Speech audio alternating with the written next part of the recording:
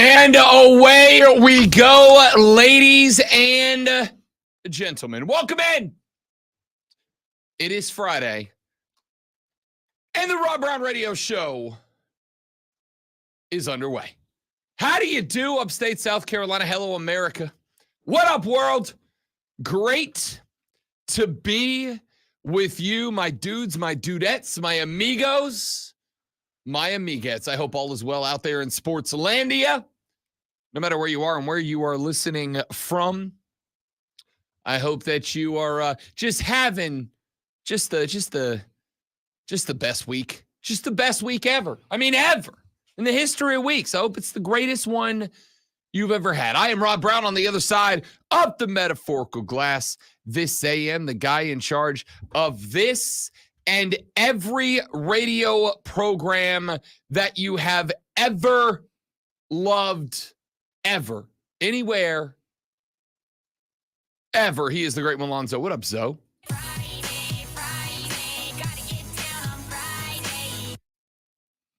Now I want to listen to the rest of that song. I can't go any further than that because I don't want to get, flagged. Rebecca Black. Apparently, she's actually turned into quite a good little singer since that debacle. How condescending is that? She's turned into quite a good little singer. I mean, did you hear what it is that you just played? Did you hear? What, is she short or something? Why you got to call her little? Little has never been a positive thing. I mean, I'm not saying it is. I'm just saying compared to when that song rolled out and all of America went, what? What is the opposite? She's turned in quite a big old singer, large singer. She a big old singer. She ain't little. She ain't little no more. My goodness. What a banger Friday was, right? Friday, gotta get down on Friday. Gotta grab my bowl, gotta eat cereal. There were a couple of... Whilst putting that together, I actually had to listen to a little bit of the lyrics on that, which I don't think I ever had. It's very much a teenage song. So yeah. Even because watching the video and she's coming downstairs and eating her cereal and then go get in the car with all the rich kids. Yeah. Which seat should I take? Does it actually say that in there? Yeah. Okay. All right. Yeah. And then in the video, she sits on the back of the convertible. She doesn't even take a seat. She just sits like up on the, where like the trunk part meets the seat. That's because she sits on that. That's because she's a good little singer. If she was a good big singer, she couldn't do that. So good little singer, man. If she was a sturdy singer, they probably wouldn't pick her up because kids are mean. Gotta grab my bowl. Gotta eat cereal. Oh, dude, that thing was just that. You're jealous of art. You're so jealous of the rhyme scheme. How she was able to make that work. I mean, did she though? Did she though? She did. Was it a hit? Hit's a strong word. Did it chart? I don't know. I don't believe it did. If it charted, then it was a hit. If you make the top 100, it's a hit. If you'd have given me a million chances to guess what we were going to jump right into. And it is Friday, gotta get down on Friday. If you asked me even on the weirdest of days, Friday, gotta get weird on Friday. If you'd have given me a million guesses, I don't know that I would have come up with Friday by Rebecca Black to talk about. Well, supposedly she made $26,700 in royalties off of that song. iTunes sales of approximately 43,000. That's like 3 years salary for us. 5 for me. She released a follow-up to the song in December of 2013 entitled Take a Stab at It? Saturday. Oh, okay. Yeah, come on, man. Saturday comes after Friday. It does. I didn't know if we were going in order. Let's see. It charted at number 40 in the Australian Digital Tracks ranking, number 66 in the Brazil Hot 100, number 79 in Brazil Pop Songs from Billboard Brazil, number 61 in the Canadian Hot 100, number 46 in the Ireland Top 100, 33 in New Zealand, 45 in Scotland, 60 in the UK, 58 in the US Billboard Hot 100, and charted at the top of the US Heat Seekers songs on Billboard, which track a song's virality online. The album itself went gold, selling 500,000 units. So there's that. There's a thing that happens that song. Should I be offended that edibles and stuff keep showing up on my feed, knowing that I am drug free and have been my entire life? No, punk. It is that is an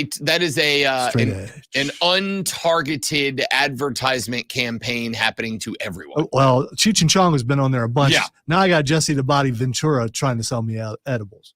I feel like those would be like Cheech and Chong edibles. You'd be like, oh man, it's Friday, man. Got to get down on Friday, man. And with Jesse Ventura's, you'd be like, Fridays were made by aliens. They brought Fridays with them from the planet Uranus. All right, so Cheech and Chong make you unaware. Jesse Ventura makes you aware. Clues you into realities that aren't that at all. You can't prove that. Neither can he. Friday. All right, we got a show lined up today, ladies and gentlemen. Plenty to get to. The Florida Panthers are now 60 minutes away from bringing home Lord Stanley's Cup. Unlike the NBA, there has been one NHL series that saw a team come back down 3-0 to win the series. However, teams are 27-1 in series where they are up 3-0 all time. And despite a flurry late from Edmonton last night to try to crawl back into this series, the Florida Panther defense is smothering, man. It is relentless, man. It is aggressive, and most importantly of all, it thrives on the turnovers it creates. The Florida offense thrives on the turnovers that it creates, and they did it again last night. That's what this team is. And they are so good at it. They are so good at it that they let you know what they're going to do, and you still can't stop it. You still can't stop it. Florida is just going to jump you when you cross the line.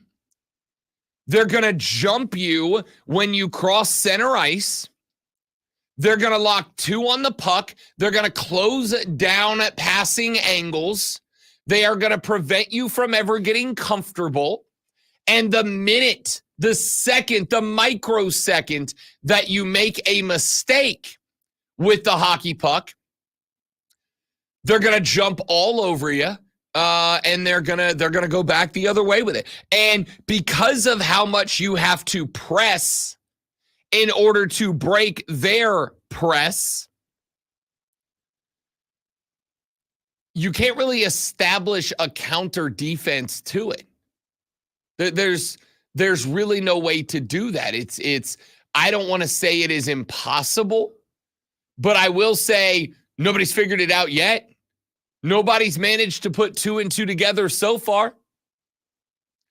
Carolina picks you up when you cross center ice. They throw extra defenders at you. They get all up in your grill when you get anywhere close to the attacking third. And because of the way that they play the passing lanes, effectively they create a spot where once they get going the other way, they're playing on the front foot anyway. So they end up just jumping out across center ice, and all of a sudden, because you're playing a guy or two or three guys forward, trying to open up extra passing lanes, trying to open up and unlock extra space on the rink to help your backline players escape the press, there's nothing that you can do in that spot. There's nothing that you can do. Florida's got you throwing extra men into the attacking third, but they shut down those passing lanes because they are unfairly fast. And once you break and turn the puck over, those guys that have closed out passing lanes, bang, they're gone. They're on the front foot. They are just accelerating with afterburner into their own attacking third. And now you're playing chase more than you're not. Edmonton had plenty of chances last night. Had a couple of breakaway shots that they missed. And let's be clear, part of the reason that the Panthers are up 3-0 in the series is because Sergei Bobrovsky is really good at hockey. It's like exceptionally good at hockey. And just because you've got a 1v1 with Bob, just because you're able to push on Bob, does not mean you're going to score more than, if you're lucky, 1 out of every 10 efforts. It's just not going to happen. So, we can talk more about this series a little later in the show, and probably will. But top to bottom, dude, this series is over. I'll tell you the truth. I didn't think for a second that I couldn't have thought for a second that we might have both finals be sweeps. And now, legitimately, I don't see how they're not both sweeps. I don't see how Edmonton gets a game back. I don't see how Dallas gets a game back. I was on BetMGM tonight. Last night, since I had the Liberty game on Wednesday, they moved me to last night. It was Thursday. Last night. There's hesitation. Yeah, there's hesitation, like you were trying to figure out what day it was. Yeah, I was kind of spinning the days around in my head. I was trying to help. I had the Liberty game on Wednesday. So Hayton S. Mario moved me on BetMGM tonight to last night.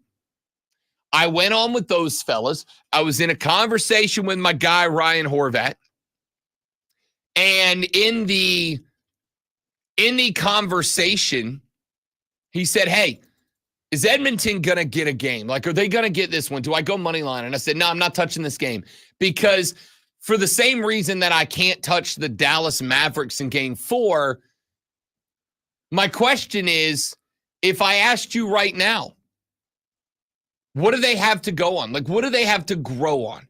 What's the foundation for the Mavs that makes you think? Because Horvat's thought was, I'm going all in on the Mavs in game 4. There is no way that they get swept. Outright swept. 4-0 sweep. I said, Horvat, why? Why? What makes you say that? In what world can't that happen? I asked him, why can't that happen? What is it you would say is the foundation of a Dallas win? If I asked you to give me one, what's the foundation of a Dallas win? And the only thing that they could come up with is, well, if Lucas stopped losing his mind, if Lucas stopped acting like a petulant child. I said, quick, fellas, which of those fouls from Luka Doncic that got him bumped out of the game, which of those fouls from Luka Doncic goes away if he's not acting like a petulant child? Which of those fouls is not rung up by the official if he's not a petulant child? And they say, oh, well, none of them. Right, exactly. He still fouls out. He still scores 27. It's still not enough. Like, I agree. And we talked about this yesterday on the program. Luka is acting like a baby out there. He's not getting the calls he wants. And in response to it, he's just popping off. He's just getting mad. And he's spiking the basketball, and he's yelling at J. Kidd, and he's getting up in the faces of the referees, and all that's like, okay. Let's say instead of doing any of those things, Luka Doncic is smiling, and he's clapping. Woo! Go, boys, go. And he's, instead of yelling at J. Kidd, he's hugging him. And instead of going, hey, you absolutely better bleep and challenge that. This computer's going to drive me up a gosh darn wall. I tell you what, you better challenge that. He looks at J. Kidd and he goes, no need to challenge, coach. It was an excellently spotted foul. What changes about that game? Honestly, what's different about game 3 if Luka is a proper British gentleman? Nothing. Nothing changes about the game. He still fouls out because there were fouls. Maybe the only thing you got is that the mentality causes him to play less aggressive defensively, but you're going to have a hard time looking me in the face and going, he's going to play less aggressive defensively, but maintain the same offensive aggression. The aggression on both ends comes from the same place. He doesn't generate his offensive aggression by thinking about Spider-Man and generate his defensive aggression by thinking about the Incredible Hulk. They come from the same place. And then I look at Florida and Edmonton, and I think, what about Edmonton? They could not score on multiple breakaways. They had a flurry of goals late, but I also have made the argument that much like Boston, Florida, late in that game, basically said, no freebies, no breakaways. Play a defense that prevents them from scoring on breakaways. If they're going to score, they're going to have to score with a set offense. And Florida relaxed a little bit. And Edmonton scored a few, and then we got down to 3 minutes, 4 minutes left. Edmonton brings it within 1, and then what happened? They never saw the goal again. They never got another shot off. It's the exact same series, but with razor blades and ice. Back after this on the Rob Brown Show in the Fan Upstate. Sounds painful. Michael, good morning, buddy. Razor blades and ice. Sounds like that would hurt. It does sound like an emo album, doesn't it? It does.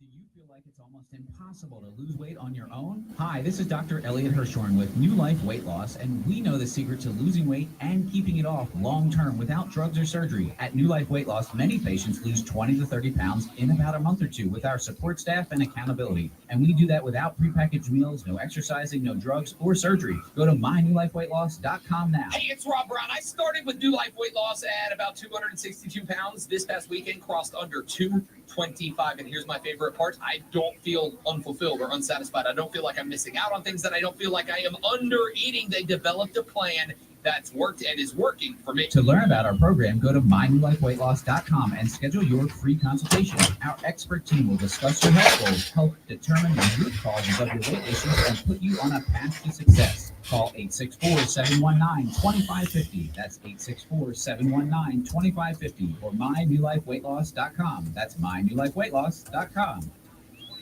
All right, so there we were, cruising through the new open-air zoo, and I realized that the park was closing in like 15 minutes. Luckily, we were in my Nissan Road with its power DC turbo engine.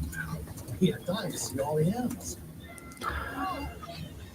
And I'm one of you. Try already. It's a mystery where Old Spice finds its amazing scents like Himalayan sea salt, but I'm thrilled they have because no other body wash exfoliates and moisturizes 24/7 like Old Spice Gentleman's Himalayan sea salt body wash. Now, if only there was a mountain range separating the Indian subcontinent. You seen the rings?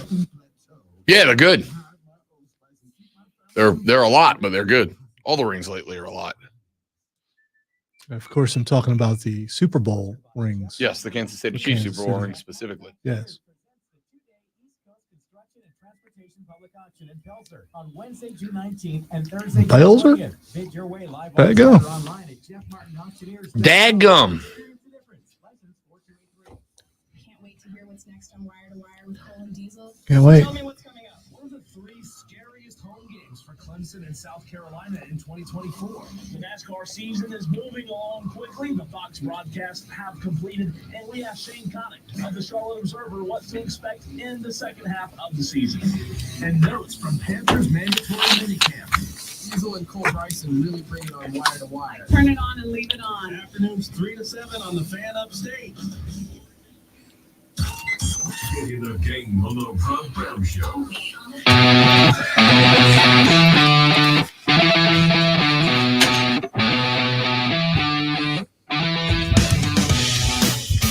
My dude, Paul Maneri, has been on site for 3 days.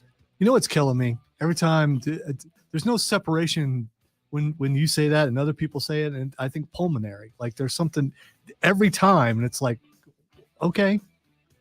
Paul Maneri. Yeah, fair. Pulmonary. You're not. Why would you do that? But to me? you're not the only one who does it. So, and it's just. I don't know. Paul Maneri. How about Coach Maneri? He's not my coach. Yeah, but he is a coach. Correct, but he's not my coach. All right. If there's So, I mean, a doctor who wait. walks in the room and he's a doctor, but he's not your doctor, he's still a doctor. Hang on. I coached middle school ball for 5 years. I demand to be referred to as coach now. Fine, coach. You may all call You got, me coach. you got people on the text line calling you coach. There's one guy that calls me coach, and he hasn't texted in like 4 days, and I don't know what to say about it. All right. So, welcome to the Coach Brown Show with Coach Rob Brown and Lonzo. Coach Paul Maneri has been on campus for 3 days, and in the introductory press conference, he said this. This is an exciting time for me. And, being in the Midlands is a lot better than being upstate. I know that. Pot shot in the intro press conference. Pot shot in the intro press conference. I love it. I love it. I love it. I forgot to hit the sound of the upstate. The sound of the upstate. I am looking at Paul Maneri. By the way, it sounded like someone wrote that for him. But, I've read that he said all that. It doesn't sound like. I mean, Maybe, but who cares? He still said it. He did. Right? He did say it, but He had the stones to grab the mic and get because he reads that line if it's written for him. He reads that line and goes, "Yo, what's that mean?" And they go, Coach, Columbia's in the Midlands of South Carolina. So it's a swath down the middle of the state. And the upstate is where Clemson is. So it's really just a bleep you to the Tigers. And Paul Maneri went, all right, good enough for me. yeah, okay. I just think someone else wrote it, and he's. I didn't hear any conviction. If you're going to slam Clemson, bring it a little bit more. I would also say that having been a LSU Tiger coach, I'm sure he is familiar, at least vaguely, with South Carolina, as it is a wonderful baseball state. And I promise you, Paul Maneri annually had guys on his team from across the Palmetto State. But again, who the hell cares if it was written for him? Dude grabbed the mic And he said it. He fired a shot on day one, presser one. He fired a shot. Good. Sorry, there's a bald guy on a big bike vaping, I think. No, I think he was eating a chocolate bar. Was he? Or he was eating You could something. tell from here. It was odd to just see that out of the corner of your eye. Well, you don't have your glasses on. Yeah, I could see that far. I caught him as he was leaving frame. Okay. So, I mean, you've got a better view of it. It was very Monty Python. It was very Monty Python. I love it. I do and have believed that this rivalry on the baseball diamond could be the best rivalry between these two schools. Honestly, basketball after what Brad Brownell did this year, basketball's right there in the mix. But as of right now, respectfully, it's not a rivalry in football. All right. It's not a rivalry in football. And if we are going with sports that get you on TV, if we are going with sports that register, this is the baseball rivalry is a rivalry that could begin to heat up right now. You've got a South Carolina team that just brought in a national championship winning coach, that just brought in a guy who at LSU made the College World Series 1 out of every 3 years that he was there. He understands pressure. We had Dave Schultz from the Locked On Podcast Network earlier this week. Schultz, been covering college sports in Louisiana for as long as I've known him. And I asked him the question, does Paul Mainieri understand the pressure that's on him right now? Now, there's a little bit of relief in the fact that Schultz and I talked about this. If you missed that interview, go back to Wednesday's show on thefanupstate.com. Go to the podcast section. It was in hour number 4, opened the hour. I said, does Paul Mainieri really understand the pressure that's on him? I knew the answer to this question already, but I wanted Dave to answer it for y'all. And he said, yeah, dude, he was at LSU. He was at LSU. The expectation at LSU is anything less than a plane flight to Omaha is a failed season. I would ask South Carolina fans, was this year a failed season for you? A lot of you will say yes, but I don't think all of you will say yes. For what this team looked like it was going to be in March, April, I think making it to the regionals was a relatively good outcome, and a good regional, by the way. The host, NC State, is going to Omaha. I can't say it is a failure. I can't say it's not. I think it was maybe a little bit of a disappointment that you didn't get out of the regional. But you got to a good regional, got to a tough regional. So, the new head coach, Paul Mainieri, comes up from LSU, a place where, as Dave Schultz said, anything less than a flight to Omaha was a wasted season, was a failed season, was a busted season. He understands the pressure. He gets the pressure. You're not going to have any pressure in Columbia that you didn't have in Baton Rouge. But I also think the relief is that Paul Mainieri's a bridge coach. He's a bridge coach. He's not a guy that you're bringing in. And this is, I specifically asked Dave Schultz, hey, man, is this a guy that you expect to be there 10 years? And he said, whoa, no, absolutely not. My man is 66, almost 67 years old.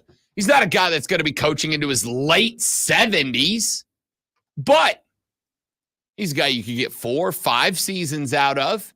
And then Paul Maneri said in his press conference, he said that he plans on and looks forward to turning over the keys to Monty Lee. He wants to get Monty ready to go to take over this program. I will say this, great one. Because I was hanging on about, oh, he's 66, almost 67. Can he talk to these kids? Can he reach these kids? Can he get it done? And I'll say this, I watched the press conference yesterday. Paul Maneri, I mean, he looks like a guy in his 60s, but he talks like a guy in his late 40s.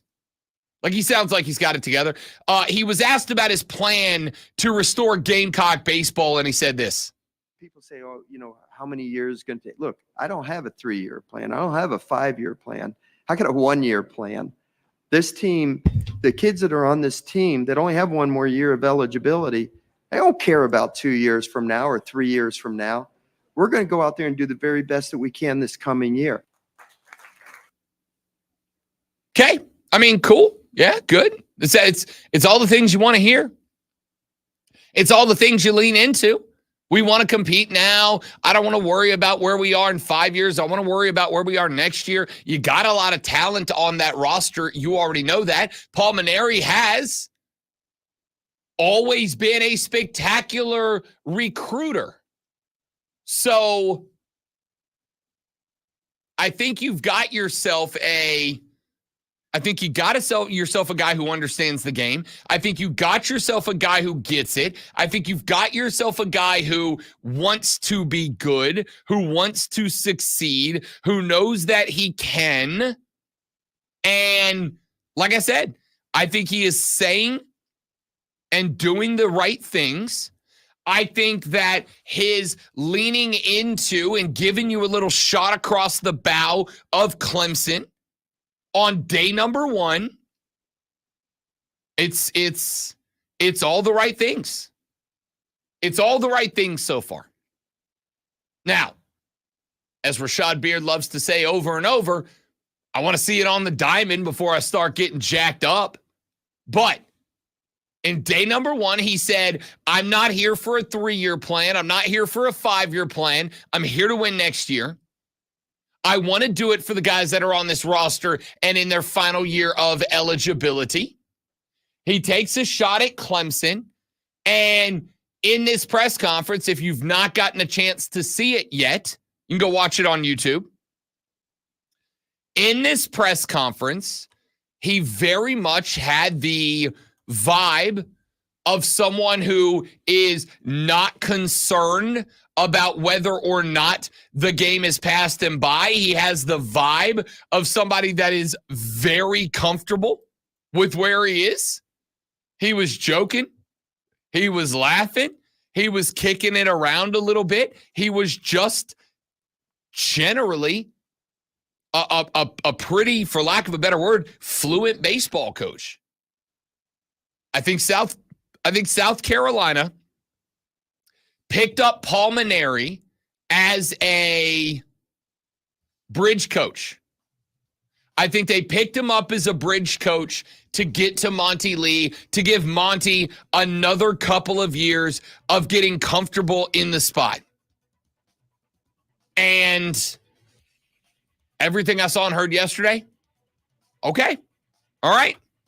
It might be the right call. Let's get to next baseball season and we'll find out. All right, let's take a break. When we come back here in just a minute, got a bunch of stuff that we need to talk about.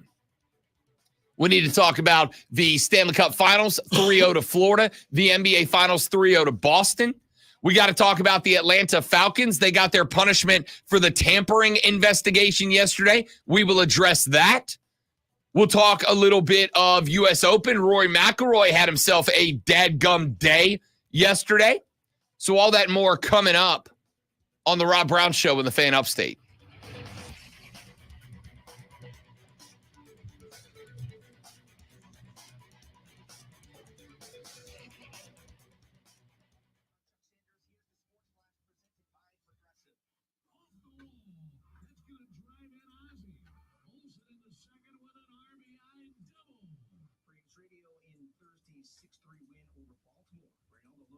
matched his season high with 8 strikeouts over 6 shutout innings. Marcel Ozuna's 2-run double off Cole Irvin escaped Lopez to a first-inning lead, and Ozzie Albies 4 hits helped Atlanta add a run in each the 4th and 6th. They added 2 more in the 9th. Their 12 hits, the most since June 1st. The result snapped Atlanta's 5-game losing streak and halted the Orioles' 6-game winning streak. The College World Series starts today at 2 Eastern. Number 4 North Carolina takes on number 12 Virginia. Then at 7 tonight, number 8 Florida State battles number 1 Tennessee. Tomorrow at 2 Eastern, number 10 NC State against number 2 Kentucky. 7 Eastern, Florida battles number 3 Texas A&M. So the sound stopped working on Starfield yesterday. The sound? Yeah, so no sound. And I looked it up, and there's a bug, and there are a couple solutions to fix it, which worked the first few times. Yep. Basically shutting the game down and coming back in, disabling mods, and then enabling mods. Did all that stuff, worked for a little bit, then it shut off and never came back on. And the final solution is to uninstall the game and reinstall the game. Problem is it's 200 and something gigs. Oh. So Oh. so I had to uninstall last night and reinstall. So I'll have to check it when I go home today and see if that actually worked. If not, then the game's not playable. I mean, you can play it without sound, and the conversations have subtitles, Yep. but it's not, you can't hear a guy who discovers you and is about to take a shot at you, like off in the distance. There's some things you can't. It's like any shooter game, if you hear somebody, then you can take them out, and I can't, It did make me think of what it would be like to play a game if you're hearing impaired, though. The experience that you would lose not having sound.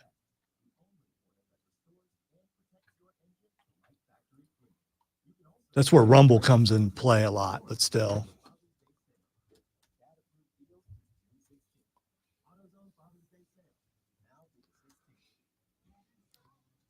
I look up and I see champions. Thanks, man. It's just an amazing thing to see. Oh, champion. Yeah. Well, I'm I don't glad we're in think. the same classes. Well, I mean, there you go. Champions and champions.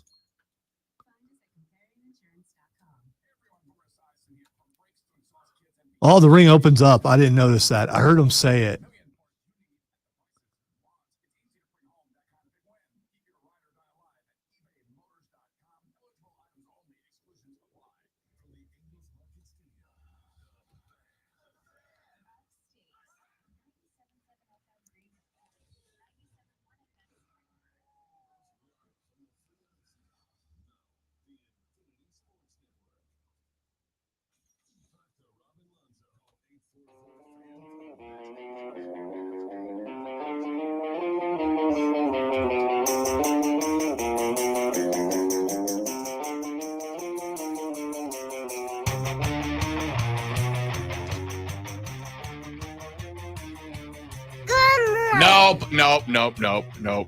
Nope. It's not a good morning? No, it's a great morning. Okay, so morning. why can't he say it? I have what do we got today? We got of course 4 hours of the most electrifying sports talk entertainment Well, anywhere. 3 hours and 21 minutes. Well, 4 altogether. Okay, all right. We already did stellar stuff so far. But It's true. Yeah. It's true. We should do more. We will do more. We got that. Tell you how this day sets up for your boy. Tell you how this weekend sets up for your boy.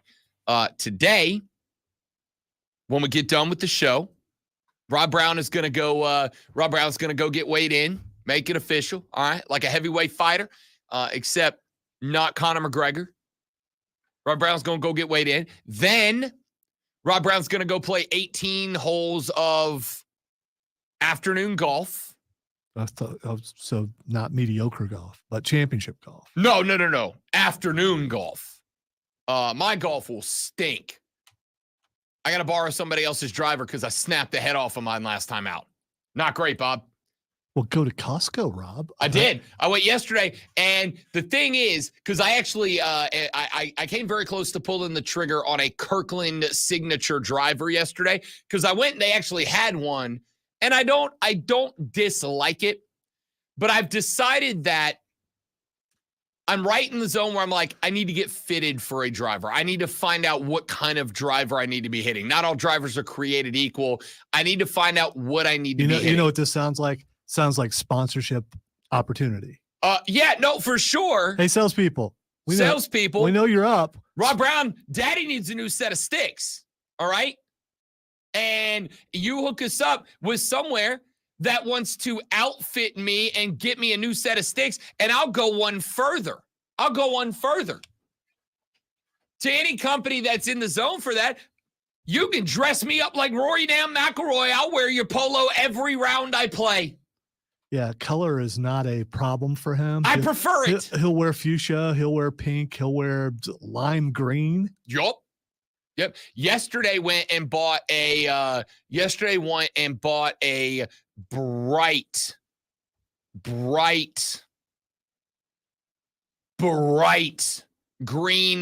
polo with neon purple golf balls. Well, I guess pink golf balls all over it.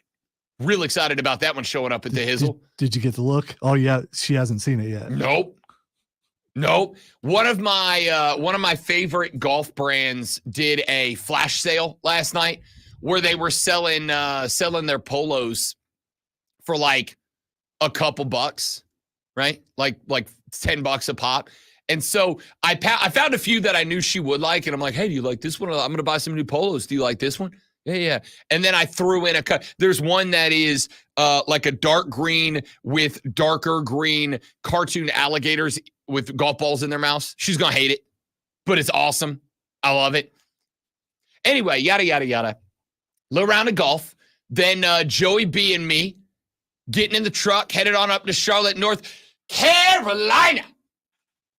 Gonna watch the Boston Celtics sweep the Dallas Mavericks tonight in Charlotte. Then we will wake up at bleep you 0:30 in the morning tomorrow. Head to Pinehurst. Something you're used to. Yeah, it's true. Later than I already do. Head to Pinehurst. We will walk Pinehurst number 2 in the U.S. Open tomorrow. Then we'll drive back. Sunday, feel like I'm going to sleep till like 3 in the afternoon. And then it's Dad's Day on Sunday. Little Father's Day on Sunday. So yeah. What are y'all doing? How are they treating the big guy? Okay, I'm just trying to figure out I'm not being mean, but I mean, so do you get to celebrate? No, I celebrate my dad. Okay, all right. Yeah, that's yeah. Cool. I will crack a bottle of his fave and celebrate the old man, and we'll go out. We'll celebrate the dad and stepdad of the lady friend. Both phenomenal dudes. There you go. Both phenomenal dudes. We'll go have a couple of burgers out there with them. And then I'll come home, pop the cork off of precisely one of my dad's favorite beverages, celebrate him, and then I'm going to go to bed, and we'll be back Monday to do it all over again, but better. So, by the way, happy and good morning to all the fathers out there on this Father's Day weekend when you should be celebrated. For sure. I was going to say something really funny, but then I realized that's a friends at the bar joke, not a radio joke. Was it bleepable? No, very. Okay. Very. I thank you for your restraint. I was going to involve the word mothers. Okay. All right. You get it. All right. A lot of more stuff we need to get into on the Rob Brown radio program today. Want you to be a part of the show. 844-326-3663 is the phone number. 844-FANFONE. That is the renewal by Anderson of the Carolinas fan phone. You may also text us at 71307, 71307.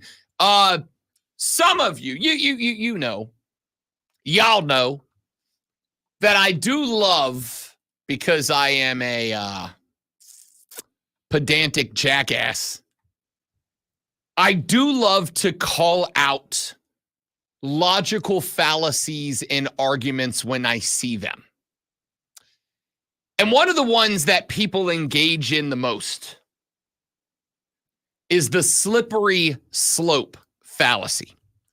The slippery slope fallacy is when you say, well, if this thing happens, then the next thing will happen, then the next thing will happen, then the next thing will happen.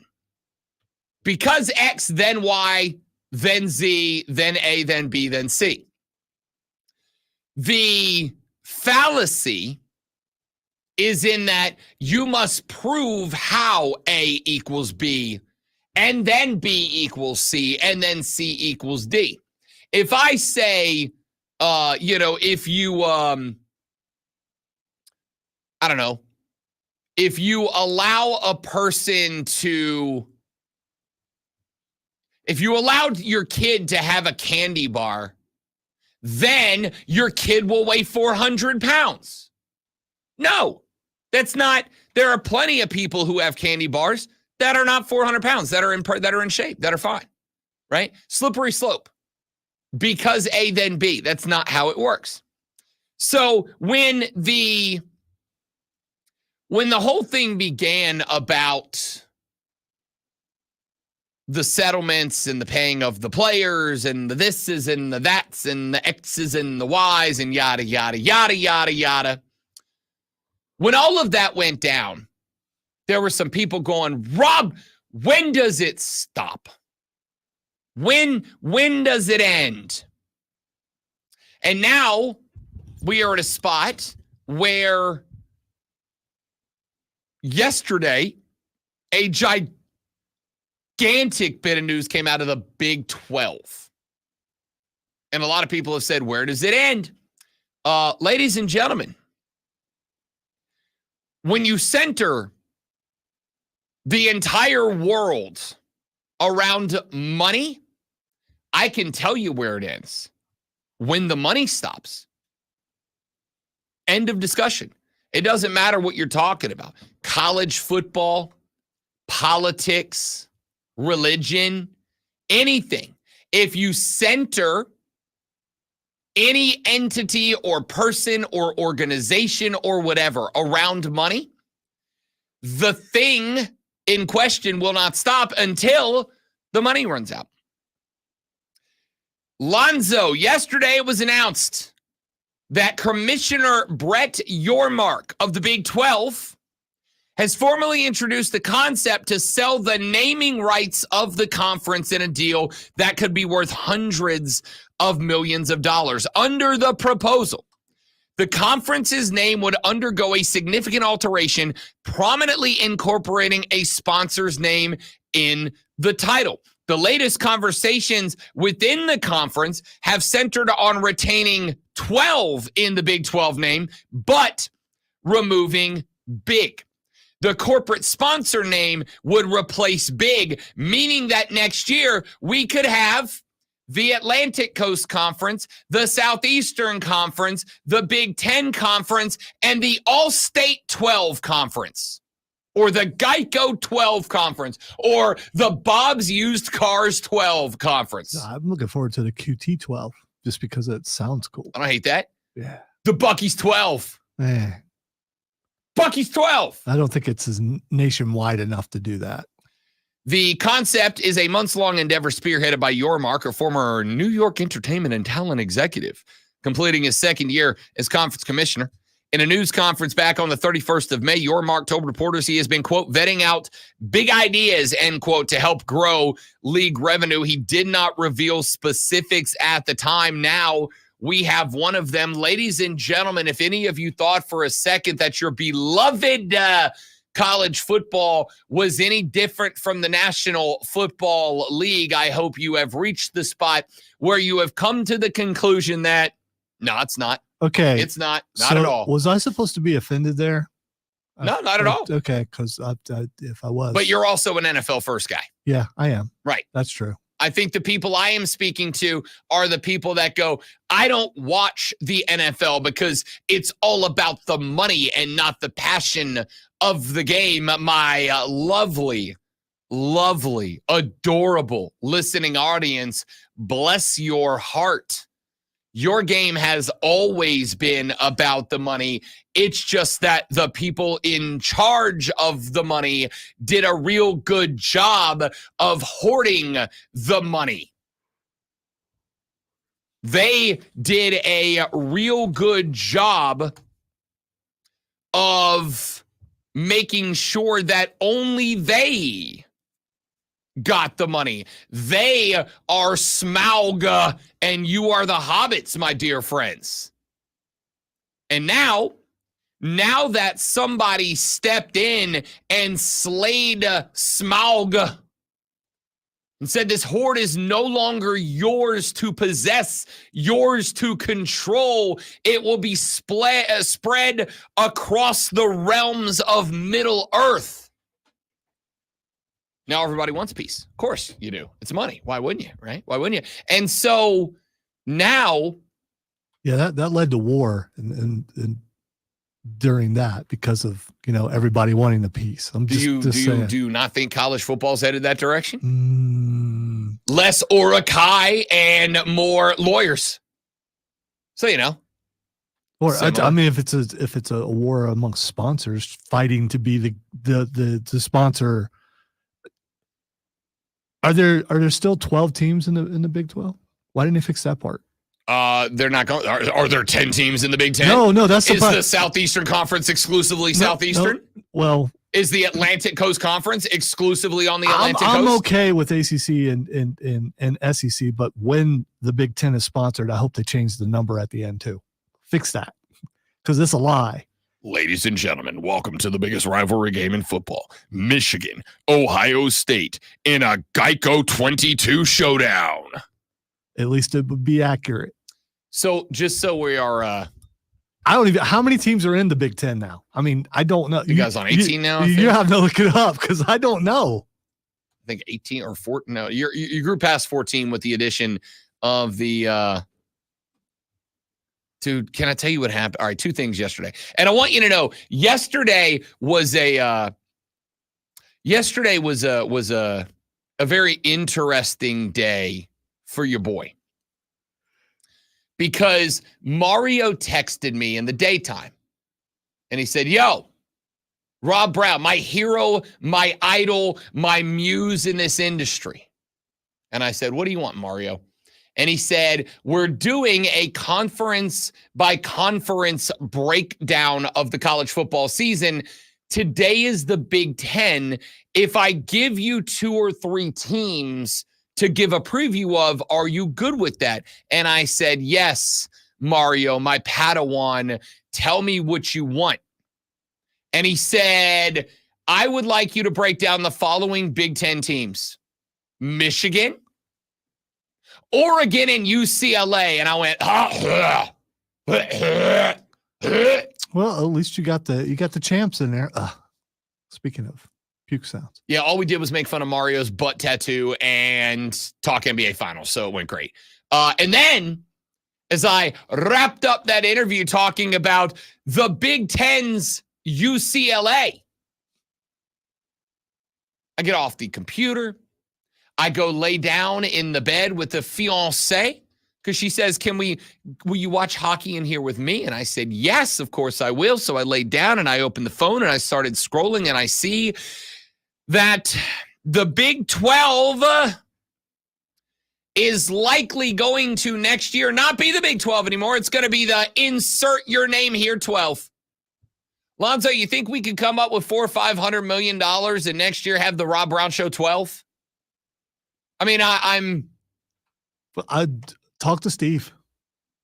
Wonderful sponsorship opportunity. Yeah. By the way, you were right. The Big 10 now has 18 teams. Yeah. I just counted them because I really wanted to know. I couldn't. Yeah. So check it. The interesting thing here, I think, to me, is that yesterday was the first time. And again, I'm not saying it's wrong. I'm not saying that you can or should or will do anything differently. At the end of the day, because I got my way and the players now have the opportunity to make the money, and because of the fact that the result of that was a massive antitrust settlement that just put a debt of billions of dollars onto the NCAA, the schools that are members of this organization have to find ways to generate more revenue. That is a reality. That's not a shock, at least not if you listen to this show. I've been telling you for a while. They will have to generate new revenue. Here's a way to do it. Remember last week when some of you guys were all upset, all hurt, all bummed, all disappointed because there's going to be a logo on the field next year, right? Can't wait till Osceola rides out with the flaming spear, rears up Renegade, and plants that flaming spear directly into the nose of the Tony the Tiger mascot at midfield. That's going to have some gas to it, right? I thought you were going to go hemorrhoid cream. That would have been dramatically funnier. Yeah. Would have been dramatically funnier. I can't remember the name of the brand for some Preparation H. Yeah. Just right into the, Here's the reality, kids. We all know it sucks. We all know it's going to take the feel away from it. We all agree. Hell, even my cynical, cold-hearted self agrees with you that I'm not pumped about Geico 10 noon. Like, not excited, but we've created a world where colleges have got to make more revenue. Here's an easy way to do it. You know who should get paid hundreds of millions of dollars? Lonzo. Yeah, I agree there. I mean, maybe a tenth of that would be all right. Former Clemson quarterback Trevor Lawrence is now one of the richest men in the NFL after receiving a 5-year, $275 million contract from the Jacksonville Jaguars. The deal includes $200 million guaranteed, including $142 up front, as well as a $37.5 million signing bonus. The $55 million annually ties Lawrence with Joe Burrow for the highest annual salary in the NFL. The Braves losing streak ended at 5 games with a 6-3 win over Baltimore yesterday. Ronaldo Lopez earned the win after giving up only 2 hits and striking out 8 over 6 innings. Hey, check out this afternoon from 3 to 7 our spanking brand new local show, Wire to Wire. Cole Bryson and Diesel get you up to date on the latest local and national sports news. Great guests, great debate, a lot of fun. All Wire to Wire.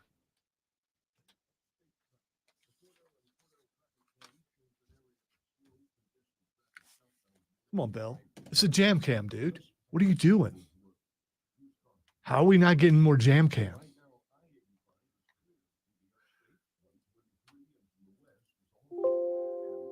Oopsie.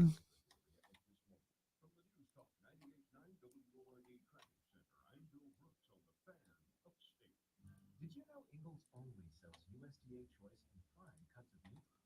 Maybe it's time to reward yourself. Our butchers cut all our meat fresh in the store every day. Grass-fed, organic, you name it. Not only that, we'll even cut it to order just for weekly legends. And grind meat fresh in the store multiple times a day. It's all in the bag. That's the best meat in town for the best folks in town. Ingles, low prices, love the savings. Are you worried that you may not be able to enjoy the summer as much as you want because of joint pain? It is the best time to be outdoors, but not if your knees or your shoulders or your back or your hips are hurting, right? Hey, it's Rob Brown. Don't suffer any longer.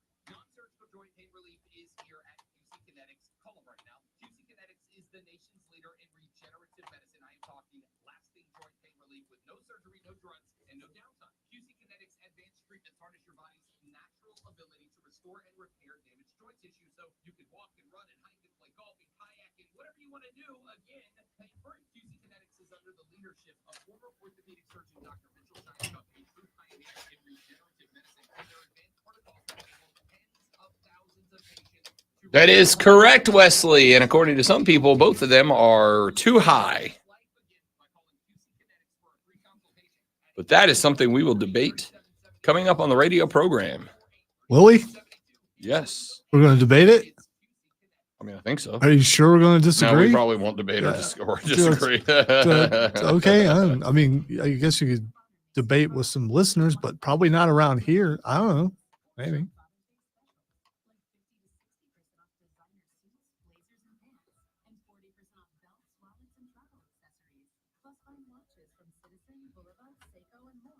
Give love today at Macy's Father's Day sale. Savings on regular selling clearance prices, exclusions apply. As a roofer, spring means the start of my busy season, which means I've got to get organized with help from Beacon. I can save time with Beacon. I don't think he's really a roofer.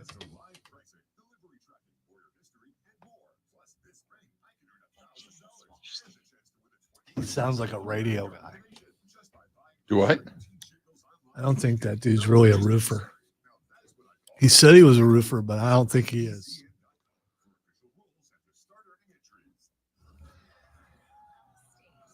Maybe he raises the roof sometimes, and that's why he's a roofer.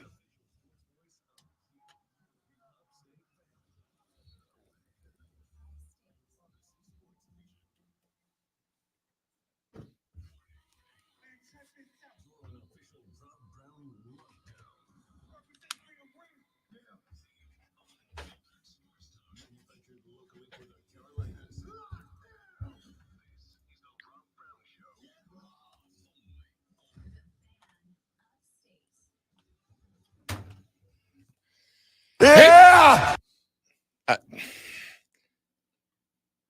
Yeah! Here we go. It's hour number 2 of the Rob Brown radio program right here on the Fan Upstate. Rob and the great one, Lonzo. You took a shallow breath instead of a deep breath like you normally do, and you jumped in there quicker than I. Anyway, You're not. you usually take a deeper breath before you start, so it gives me a little more time. For those of you, okay, I deserve that. Ladies and gentlemen, welcome back. Good to have you. Rob and Lonzo on a beautiful upstate Friday morning in a busy period of time in the world of sports. We got the Stanley Cup playoffs going on. We've got the NBA finals going on as well. The U.S. Open taking place right up the road just outside of Charlotte, North Carolina. We'll talk about that here in mere moments from now. The Atlanta Braves snap a 5-game losing streak. We will talk about that in mere moments. All of that and more coming up sooner rather than later. But it is 7:02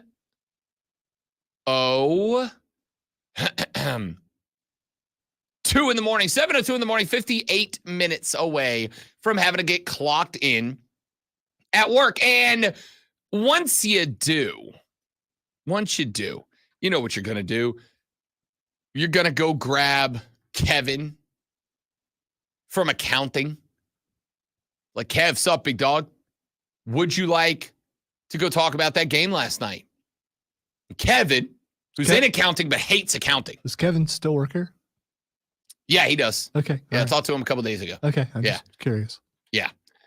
Kevin from accounting, who hates accounting, but hey, a job's a job. Am I right?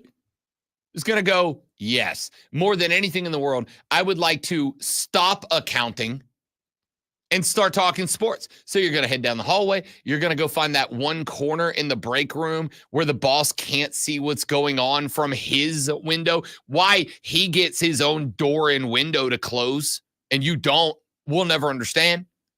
But you're going to go talk sports. And if you're going to go talk sports, you need to know what's going on in the world of sports. And if you need to know what's going on in the world of sports, you need this. Are you ready for the playbook of the peculiar, the almanac of the absurd, and the encyclopedia of the extraordinary? Well, you better be, because we're diving headfirst into the 3 top stories that will have your coworkers saying, Friday, gotta get down on Friday. No. Here we go. Welcome to the water cooler cheat sheet on the Fan Upstate. Kevin texted the show and said, Rob, construction trades start at 7. Well, Kev, first off, glad you have us on. Thanks, bud. Second off, to everybody that is working with Kevin on the site right now, Kevin said y'all can stop working. Come stand by the radio. We're talking about sports. Kevin said you can have a 20-minute break. Come talk sports with us right now, Kevin's coworkers. Why you got to do that to Kevin, man? Why? I mean, he's listening. Why are you coming to Kevin? So we He's don't care about Kevin. We don't care about everybody. You try and get everybody in trouble. Trying to grow the show. It's Hashtag grow Friday. the show. That's when people get let go. Don't do that. Item number 1.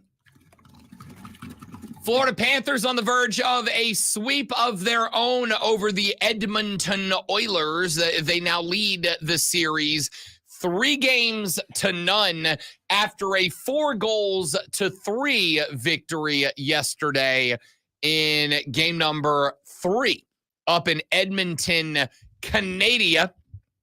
Sam Reinhart opened the scoring 18-58 into the first period. We would take an intermission with that as your scoreline. Warren Fogili would get a goal back in the second, just 1:49 into it, but it was all Cats the rest of the second. Vladimir Tarasenko got one. Sam Bennett got one off of the Matthew Tkachuk assist, and Alexander Barkov got one off the Evan Rodriguez assist.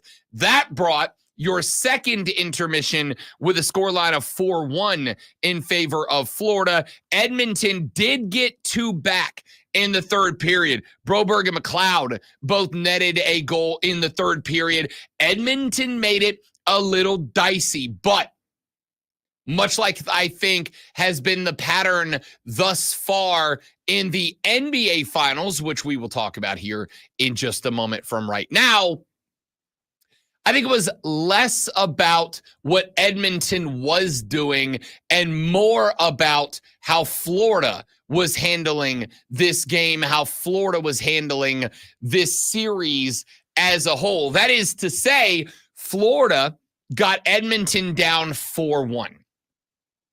And when you build a lead like that, much like when you build a lead somewhere in the neighborhood of, 21 points, sound familiar, Dallas?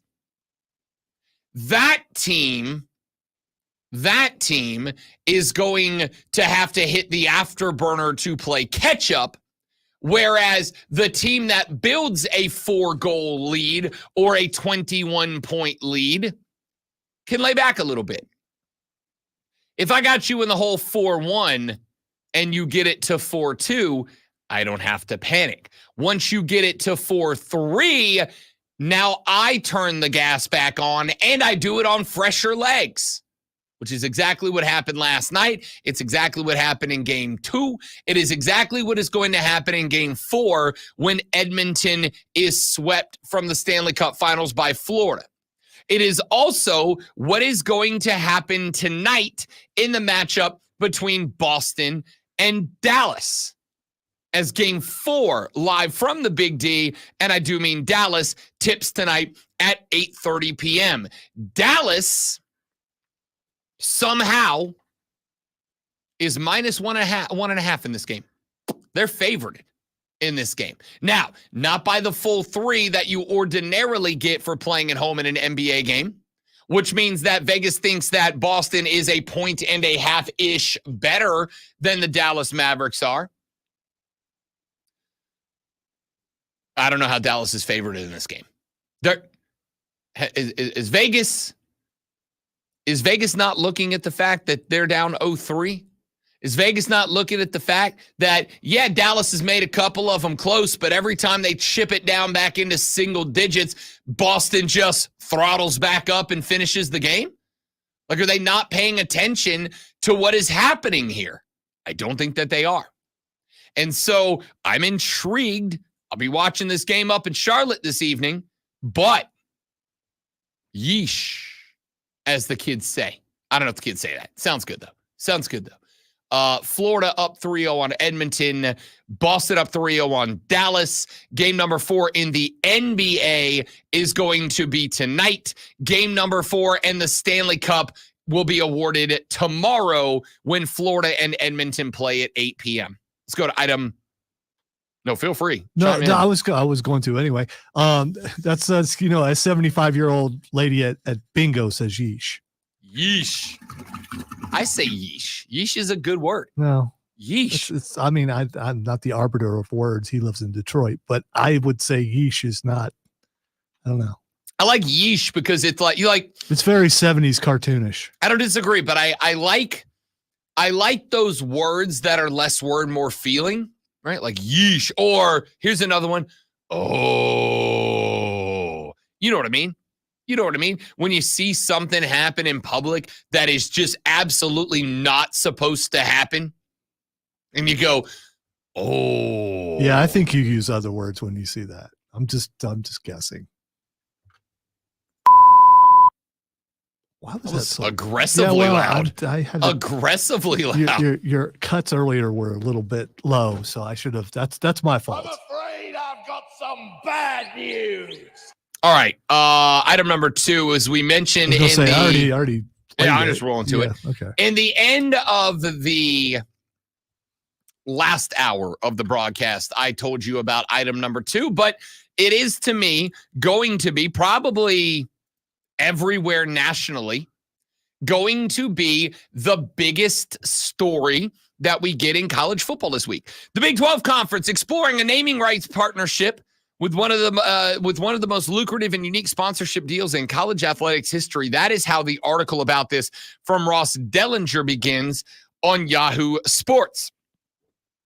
In a meeting with administrator 2 weeks ago in Dallas, Texas, Big 12 Commissioner Brett Yormark briefly introduced the concept of selling naming rights of the Big 12 Conference. Now, I do think that most of us did think at the time that you would end up with something like the Geico Big 12 Conference or the, Bob's Used Cars Big 12 Conference.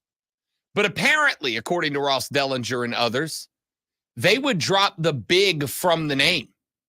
And the sponsor that takes over would be the name of the conference. So next year, we might see, hey, ladies and gentlemen, coming up tomorrow morning at 11 a.m. in the Atlantic Coast Conference, it's Clemson versus NC State. From the Southeastern Conference, it's South Carolina and LSU. In the Big Ten Conference, it's Ohio State and obvious Big Ten participant, UCLA. And in the Geico 12 Conference, which, by the way, would be a massive, massive bit of publicity for whatever sponsor jumps on board there, which is why this is expected to go for the tune of hundreds of millions of dollars. Ladies and gentlemen, we live in a world, as we always have, where college football is a big money business. Big money business. And here is a wonderful opportunity for the soon-to-be fill-in-your-name-here 12 conference to stack the coffers with a few extra hundo milli that was not available to them as of literally yesterday. And let's go ahead and call it what it is. We wondered, great one, we wondered when it might be that we might start to see conferences changing their names. When would the Southeastern Conference no longer be the Southeastern Conference? They're not Southeastern anymore. They have two teams from Texas. They have a team from Oklahoma. They're not Southeastern. Will we see the name change? What about the Atlantic Coast Conference? There's a team in California in that conference. I can tell you, because I own a map, that not only is California not on the Atlantic, it is as far from being on the Atlantic as is possible without leaving the continental United States. We wondered when it might be that we might see a conference change a name, and the answer is as soon as someone gives them $500 million to do it. It's usually how it works for just about anything, though. That's not unfair. You offer me $500 million, I'll change my name. Yeah. That's pretty much it. You don't even have to offer me that much, actually. But, That's also true. Changing your name's pretty expensive, but I think that would cover it. Tell you what, throw $5 million at me. I'll change my name to whatever you want. Me too, as long as it's not curse words. What's your name? I can't tell you, but I am very rich. Item number 3 on the water cooler cheat sheet. The U.S. Open taking place at Pinehurst Resort and Country Club, just outside of Charlotte, North Carolina's village of Pinehurst. And we do have our first round of golfers set to go off the tee here in just a handful of minutes from right now. Pinehurst, different than the other majors. The other majors take the top 70 players plus ties. Pinehurst takes the top 60 players plus ties. So only the top 60 plus anyone tied at 60 will make their way into the third round, which starts tomorrow at Pinehurst. Leaderboard shaping up right now with a couple of dudes. Up top, Rory McIlroy and Patrick Cantlay are both at 65 after their days yesterday. That is good for 5 under on the tournament so far. They hold a dueling lead. Yesterday, Rory McIlroy hit 15 out of 18 greens in regulation. He got, of the 3 he did not hit, 2 pars and a birdie. Couple of up and downs with a layup and a nice putt, and 1 chip in to get the birdie. Rory McIlroy has established himself in a very good position to try to end the 10-year major free drought that he has been experiencing. But Patrick Cantlay is right there with him. Ludvig Aberg is currently third at 4 under. Matthew Pavon is at 3 under, all squared up with Bryson DeChambeau. Tony Finau, Tyrell Hatton, and Ashke Bhatia are all at 2 under. T6, T9 is where you will find Seong Hyun Kim. You will find Corey Connors, Sergio Garcia, Sam Bennett, Aaron Rai, Thomas Dietrich, and Jackson Suber. At even and below, some of the other notables. Colin Morikawa turned in a 70. Brooks Koepka turned in a 70 yesterday. We did have an amateur. Neil Shipley turned in a 70 yesterday. That is T16. Harris English is at T16. So is Xander Schauffele, your reigning defending major champ. Tommy Fleetwood is at an even 70. So is Martin Keimer and Adam Scott. Cam Smith is checked in at T34 with a 71 alongside Ricky Fowler, alongside Jason Day, alongside Scotty Scheffler, who went +1 in his round yesterday. His odds have dropped from +290 to +650. We talked about this earlier in the week. How good is Scotty Scheffler? Here's how good Scotty Scheffler is. He is T34 at 1 over. He goes off the tee at 7:29 this morning.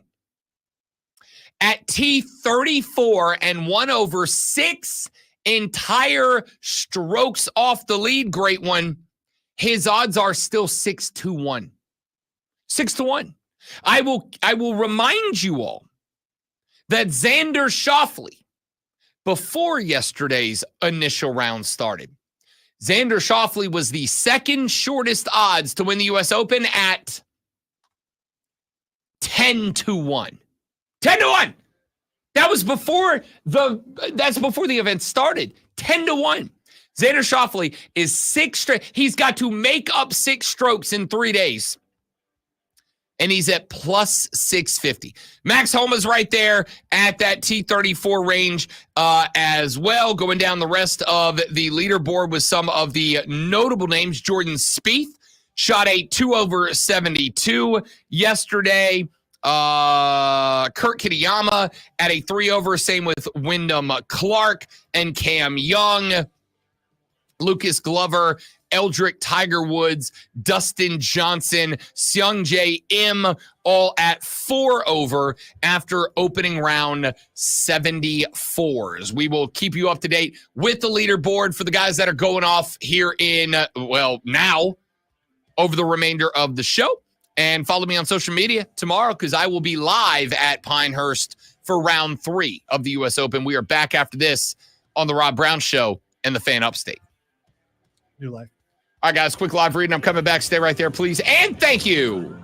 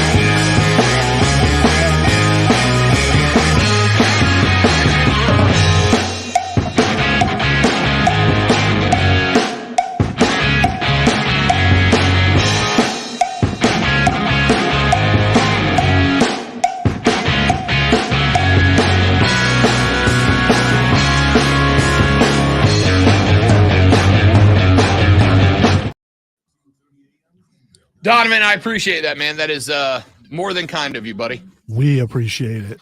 We appreciate that. Yeah, it's, you know, that's the goal, is get you through your morning. So that means a lot to us. Thank you very much, sincerely, for saying that.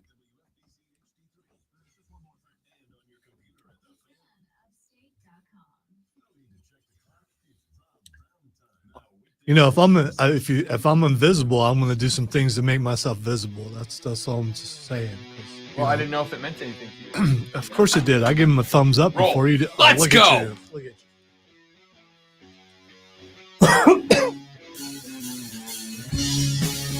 you. Trevor Lawrence is a very rich guy. Now, he has got a lot of money. $275 million extension signed yesterday by the former Clemson Tig turned Jacksonville Jaguar. Team reached a deal with the franchise quarterback, 5 years, $275 million. 200 of that is guaranteed. 142 million is fully guaranteed. It also comes with a signing bonus of about $27.5 million. America. It will pay Trevor Lawrence an average annual salary of $55 million. That ties Joe Burrow for the highest amongst NFL quarterbacks and therefore matches the highest mark in NFL history. The only other members of the $50 million club are Jared Goff, Justin Herbert, Lamar Jackson, and Jalen Hurts. Lawrence's deal is surpassed in total guaranteed and fully guaranteed money only by Joey B and Deshaun Watson, which means that Clemson quarterbacks now have two of the three highest guaranteed money salaries in the National Football League. I have a question. Do you believe in either one of them? Believe in is a strong word. You'd have to tell me what you mean by believe. All right. Belief in sports is in my opinion, do you believe that they have the ability to take their team to the championship? Yes for Trevor Lawrence, no for Deshaun Watson. Yes for TL16, no for the former Houston Texans. In Jacksonville? Yeah, I do. I do not think. So here's the thing about Jacksonville, that because I think there is a lot of moving targets when it comes to the Jags. I do like Doug Peterson. I think Doug Peterson is good enough. And a lot of times good enough is what you got to strive for. Well, let me just say that obviously Trevor Lawrence is very selfish. He doesn't care about the rest of the team because he's taking all that money, and they could be taking some of that money and shore up their offensive line and get a better defense, maybe get a better receiver. I am being that facetious thing. Yeah. Big word. I'm just doing that. Big word. Sorry, I forgot. Lonzo forgot who he am. Yeah. Yeah. Yeah. I mean, it's Jacob on the stream says, and neither one of them have done anything to prove they deserve it. Here's the thing, though. It's the going rate. We're gonna get there. It's the going rate. I mean, if there's probably someone in your office or where you work, they don't deserve that raise, but they got it anyway because it's the end of the year and they get that 3% raise, or they get a raise whether they deserve it or not. That's just how it works. I want to get there, but I want to finish this thought on Trevor and Jacksonville, and then we will circle back to that because I do think that is the end goal conversation. Texas said, with the top 2 guaranteed contracts in the NFL, does that make Clemson quarterback you? We'll come to that too. It did a long time ago. The Jacksonville thing. I think there's a lot of moving parts outside of just Trevor Lawrence and Doug Peterson that have to be addressed. I do have to say, I think they have done a good job of building the roster in Jacksonville. I think it is going to be a more competitive roster this year, but I think there was something else out there circling around, and that was the business dealings of their owner, Shad Khan, and the Khan family. I have been telling you for a number of years now that I thought the winds were blowing in the direction of the Jacksonville Jaguars eventually becoming the London Beefeaters, or whatever they were going to call them. And this is not to say that that is not off of the table long term, as the Jags will still play their 2 games in London. But I also think that now that we have seen the city of Jacksonville and the Jags shake hands over $1 billion in renovations to, what is it now, TIAA Bank or whatever it is. Now that they have agreed to $1 billion in renovations, if the Jags are moving to London, it's going to be a couple of decades down the line. All right. So I think that part of history is over. And I do think that, if I may put on my tinfoil cap for uno momento, por favor, I do think that there was some level of sandbagging the team to make them bad. Because much like we are seeing currently happen in Charlotte, North Carolina, when Dave Tepper asked for $500 million from the city to renovate their stadium, we had people like my afternoon co-part Diesel. There, by the way, I say co-part as a joke. All right. Colleague. I don't think you need to comrade. That's just for me. I understand. It absolutely is. But the more that I do it, the more I realize people are sitting there going, did that idiot just say co-part? So I felt the need to clear it up. When Dave Tepper asked for $500 million to improve the team, you got people in spots of power like Diesel who jump on the mic and go, screw you, dude. The team sucks. The team stinks. Why should we give you $500 million when you can't build us a team that's competitive, right? And so I do kind of think to some degree that the ownership of the Jacksonville Jaguars was sandbagging that team a little bit because they were going to get one of 2 things out of it. They were either going to get to use that as, hey, man, if you would build us a nicer stadium, it'd be easier for us to talk guys into coming here and playing, or we'll take our ass on across the pond. We'll go play in London. They love us in London. Shad Khan owns soccer clubs in London. He could consolidate all of his teams under one roof in London. Well, now that the city of Jacksonville has agreed to renovate TIAA Bank Stadium in Jacksonville, Florida, the butthole of America, TM, now I think they'll start to, what's the word I'm looking for here? Try. I don't think they're going to sandbag the team. I do. There is a part of me that believes that they have been operating under, let's sandbag the team so we get our way. If you think for a second that billionaires aren't above doing things that negatively impact other people to positively impact themselves, then bless your beautiful, naive little heart, you sweet summer child. Yeah, I just that part bothers me a little bit. You pay all that money for Trevor Lawrence. I know this is recent, but I mean that's a valuable asset. You're not going to put bad pieces around him where he could possibly get hurt just a sandbag. I don't believe that. I appreciate your faith and optimism in other human beings, a trait that I lack. If you believe that you actually have a valuable asset, and obviously they do because they just paid him, you're not going to put stuff around him that might make that asset no longer valuable. An asset is only valuable if it helps you accomplish what you want to accomplish. Trevor Lawrence being good does not necessarily help Jacksonville, or more directly, Shad Khan, accomplish what I believe he wanted to accomplish, which is either get me renovations or get me to London. If the Jags started competing and the stadium started filling up, then like maybe that's an argument to renovate it. Hey, we got more people coming, but it's also a reason not to. Hey, Shad, obviously people are happy with the stadium. We're selling this B out. Why do we need to give you $1 billion in renovations when we got sellouts? Obviously, everything is wonderful.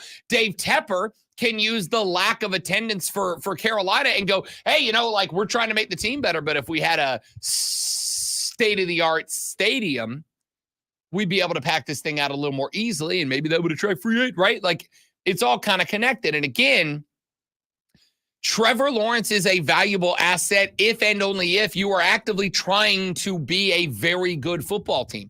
I think the Jags were just trying to be okay. I think they were just trying to survive. I think they were just trying to make themselves valuable enough that a city like London would want them, valuable enough that the city of Jacksonville would fight to keep them there, but not valuable enough to really do anything with that information. So again, I'm not saying this is definitively true, but I am saying I think a little bit of me thinks it might be. So you give my dude almost $300 million to stay on board. This contract, by the way, kicks in next season, not this season, which means that with a 5-year extension, he is in through 2030 at this point in Jacksonville, Florida, or wherever the Jags end up playing long-term, which is Jacksonville, Florida.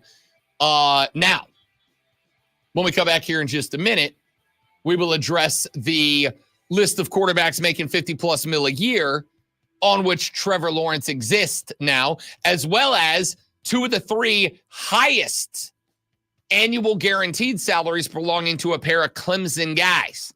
We'll do that next on the Rob Brown Show in the Fan Upstate.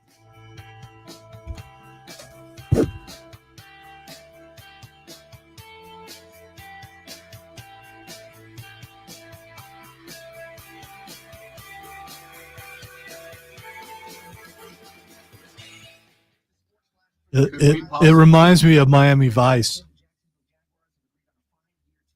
I got this one at Target last year.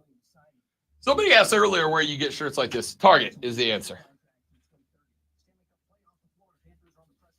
Could I get you to hand me the remote or to find the golf tournament?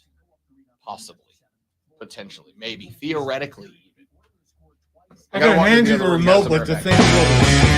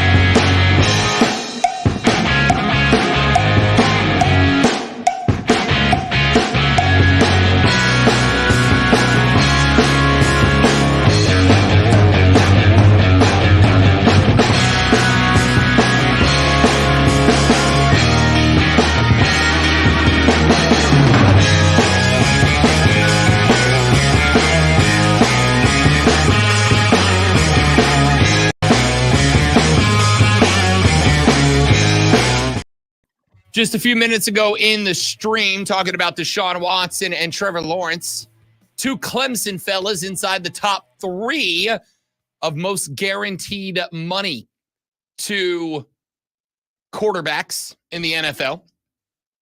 Jacob checked in on the stream chat. You can come watch the stream with us at facebook.com/thefanupstate, twitter.com/thefanupstate, the Fan Upstate, or the Rob Brown Show on YouTube, or the Rob Brown Show on Twitch.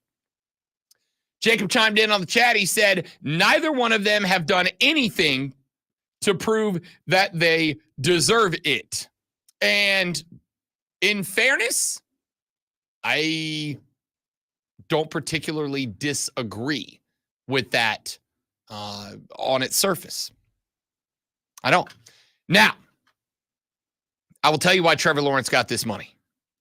Trevor Lawrence got this money for one reason and one reason alone. Trevor Lawrence got this money because there is still belief that Sunshine can do big things in the league. There is still belief that Trevor Lawrence, who has now posted not one but 2 career 4,000 passing yards, although he did struggle with INTs and took a career-high 35 sacks as the Jags went 9-8 and missed the playoffs. They should not have, but they choked down the stretch, and the Houston Texans took advantage of that. I do not think that I can explain to you how tragic the Urban Meyer year was. Sorry, the Urban Meyer half of a year was. I do not think that it is possible to put into words how big of a setback that season was for this team. They had to reset everything about that franchise because of Urban Meyer. How long are you going to blame Urban Meyer? How many more years? I mean, do you have a set amount in your mind? I'd give Doug Peterson 2 to turn it around. I'd say after the end of this year, I'd be willing to say, hey, you're okay. It's not a thing anymore. Hasn't he already been there 2 years? I think this is his 3rd year. So okay. So this year then. I'd be good with this year. Trevor Lawrence. Steiner math, man. There is a 66.33% chance. Trevor Lawrence is a guy that has shown enough talent on the football field to believe that he can be a good NFL quarterback. You don't put together 4,000-yard seasons in back-to-back seasons if you can't. He has shown that he can be a good NFL quarterback. All right, I'm not trying to be that guy, but you can put together that kind of a season being just a good quarterback if you're in a bad conference and the other conference that you play that season is a bad conference. Again, not disagreeing.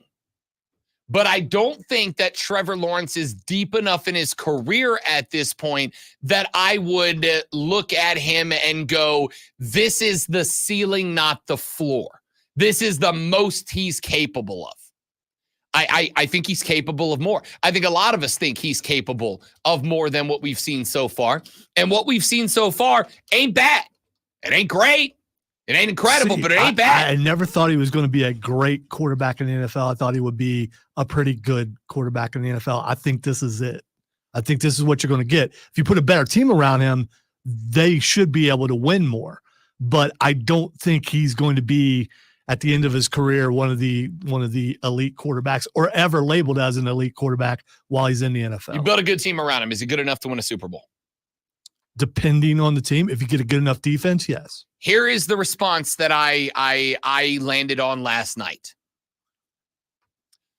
With a good enough team around him, the answer is yes. He's good enough to win a Super Bowl. Is he going to be a guy that I think is going to win multiple Super Bowls and multiple Super Bowl MVP awards? No. Is he good enough to win multiple Super Bowls? Probably. I would say multiples like 2, maybe 3, if the Jags really build a monster. But I think 2, maybe 3 is kind of the limit. But I think he's good enough to win a Super Bowl. If I ask you to look up and down the starting rotation of starting quarterbacks right now, How many other ones would I be willing to say are better than Trevor Lawrence? 10? 11? So why give Trevor Lawrence this much money? The answer is because the quarterback market never goes down. It never goes down. You're never going to see a spot where you get a top flight quarterback or even a mid-card quarterback that's going to grab the mic and go, thanks for coming today. I'd really like to thank the Buffalo Bills for working with me to get this contract done.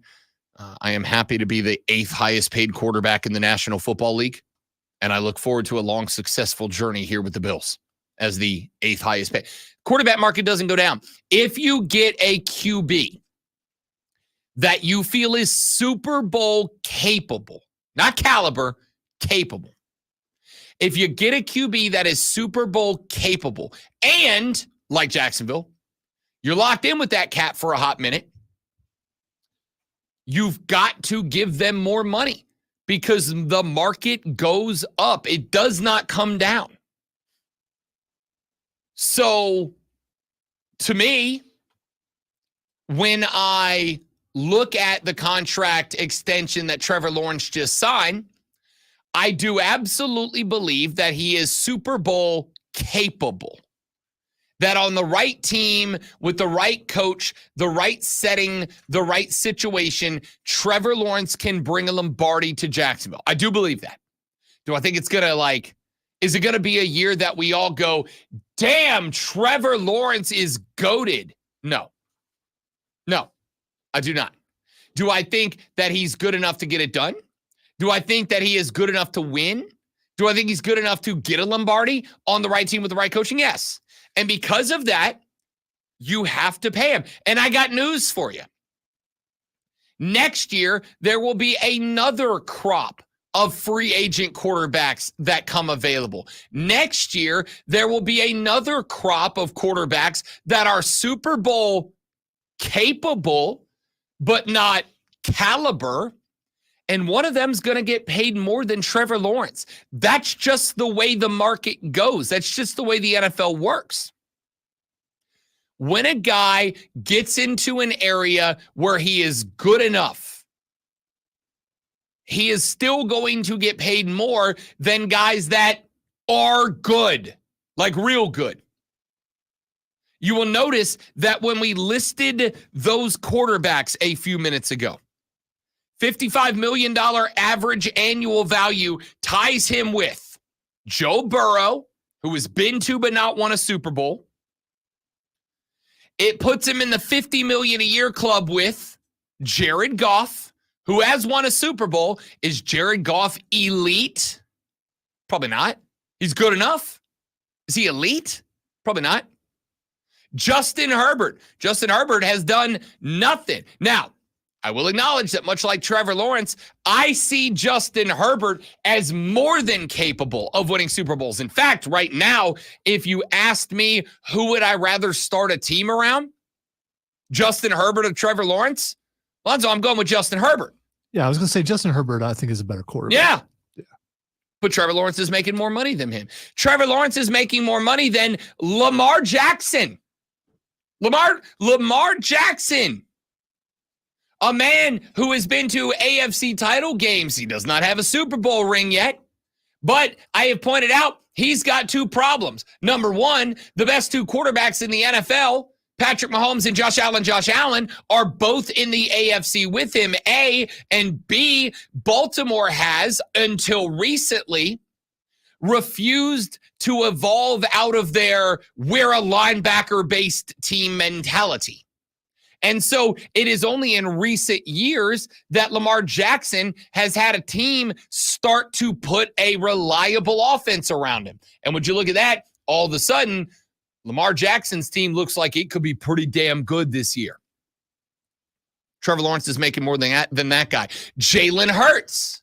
Now, this argument lost a lot of steam at the end of last year. It lost a lot of steam at the end of last year when the Eagles collapsed down the stretch in one of the most ridiculous chokes I've ever seen. But Jalen Hurts has got a Super Bowl. Jalen Hurts has been there. He's been in that dance. He's been very, very good. Trevor Lawrence is making more than Jalen Hurts right now. There are multiple guys on this list that have been to the dance. There are guys on this list that have won the dance that Trevor Lawrence is making more money. Now, we don't pay on accomplishment, do we? We don't pay on merit, do we? The NFL pays its quarterbacks, and probably, I think, only its quarterbacks, but it pays its quarterbacks and only its quarterbacks based on, great one, potential, not accomplishment. I still think in a lot of ways it's market. The market dictates how much someone's going to get paid. Now, signing bonus might be a little bit more if you're better, but I mean, it's always who's next? Who's next to get the contract? Who is next? I don't know who's next. They'll get paid at least somewhere comparable to this, depending on, I guess, their skill level. I don't know. 2025 NFL free agents include, and some of these guys, keep in mind, will get a contract before they get there. Dak Prescott, who is making $40 million a year right now, should not make and he'll get paid somewhere probably. He'll get paid in Dallas. They will make him Trevor Lawrence. Jordan Love, who is being paid right now $13.5 million per year. We'll see what he does this season. Sam Darnold getting paid $10 million by Minnesota this year. We know that's not happening. Zach Wilson getting paid $8.7 million by Denver. Trey Lance getting paid $8.5 million by Dallas. Jacoby Brissett getting paid $8 million. Tua Tagovailoa getting paid $7.5 million. If the Dolphins do any, and by anything, I'm not even talking about necessarily a deep playoff run. If the Dolphins make the playoffs and they have another year like they did last year, where they're blowing the doors off of everybody, even if they get wiped in round one, if the Dolphins have an offense this year that is comparable to the offense that they had last year, Tua Tagovailoa will make more money than Trevor Lawrence. Taylor Heineke getting paid $7 million by Atlanta. Marcus Mariota, $6 million from Washington. Jarrett Stidham, $5 million from Denver. Drew Lock, $5 million from the Giants. Andy Dalton, $5 million from Carolina. Justin Fields is a free agent next year. All right, so the majority of those guys are backups. I think the only guy you mentioned for sure that I know is a starter. Jordan Love, Dak Prescott. Oh, okay. I forgot about Jordan. Yeah, Jordan if you go Love to the and Dak top of the Prescott. list, there are 3 starters on this list: Dak, Jordan, and Tua. Yeah. And because there are only 3, and to be honest with you, because the other day I went and looked at the 2025 quarterback draft class, there's a couple that are interesting. Carson Beck, Shador Sanders are both up there. Quinn Ewers, Jalen Milroe, Drew Aller from Penn State, Connor Weigman from Texas A&M, Dylan Gabriel at Oregon, Jackson Dart, Ole Miss, Riley Leonard, Notre Dame, Cam Ward, Miami. There are some names that are intriguing. But I will tell you, there's nothing really that jumps off the page at me. Does Carson Beck feel like a slam dunk to you? He doesn't to me, like at all. Next year's quarterback draft class is like, okay, it's full of projects. It sounds lesser than this year's was. For and sure. I don't think this year's had any real winners. We'll see. But next year sounds worse. I completely agree. Carson Beck, if we looked at the 2024 quarterback class, right? Caleb Williams, Jaden Daniels, J.J. McCarthy, Drake May, Bo Nix, Michael Penix Jr., I would say that at the very best, I would slate Carson Beck in 7th after Michael Penix Jr. Is that fair? Is that too low? Would you slot him in behind? I would slot him in, yeah, probably 6. I'm looking. Coming into the draft, it was Williams, May, Daniels, McCarthy, Nix, Penix Jr., Rattler, Pratt. That was the top 8. Of those 8, where would you slide Carson Beck in? I would say like 6th, maybe 5th, but 6th. All these guys have another year to prove that they're better than what Sure. we think they are. And we've seen jumps in games from season to season. Suddenly that guy's killing it. It could happen. Absolutely. And I may completely reevaluate all of this at the end of next college football season. But the point here is the free agents that have starting experience next year. Let's go starting experience. Dak Prescott, Jordan Love, Sam Darnold, Zach Wilson, I guess. Jacoby Brissett, I guess. Tua Tagovailoa, Tyler Heineke, I guess. Marcus Mariota, I guess. Jarrett Stidham, I guess. Did Drew Lock start? He started a few games in Seattle, didn't he? Man, just about everybody started last year. So yeah, right. Drew Lock, Andy Dalton, Justin Fields. The point here is it's going to be hard to find a quarterback next year.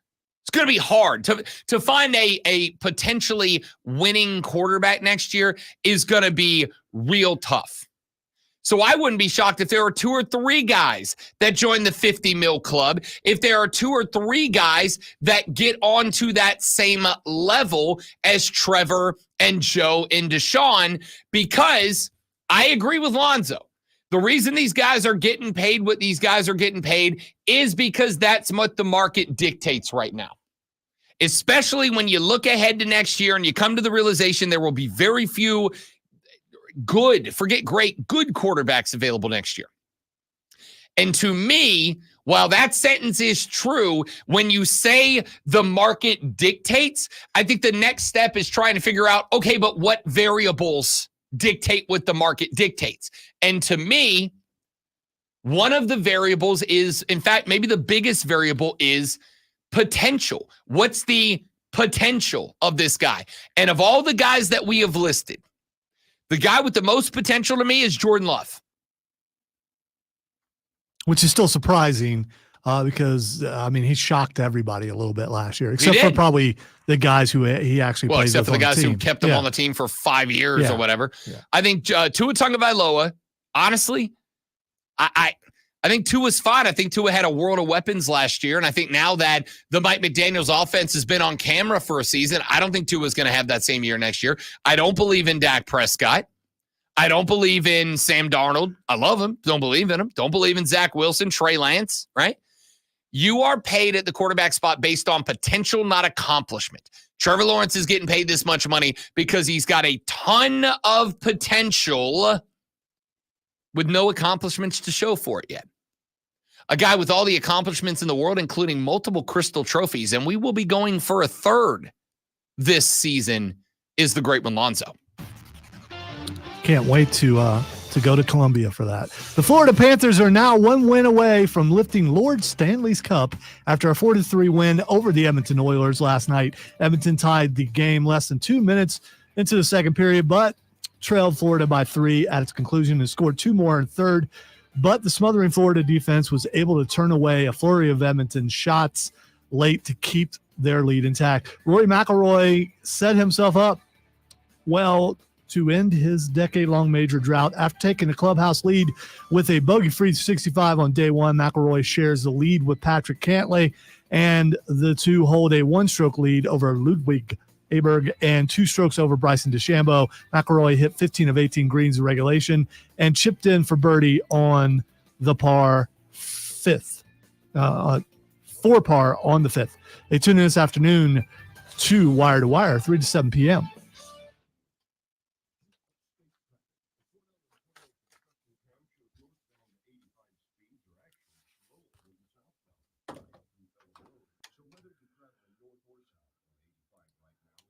Stumbling, bumbling.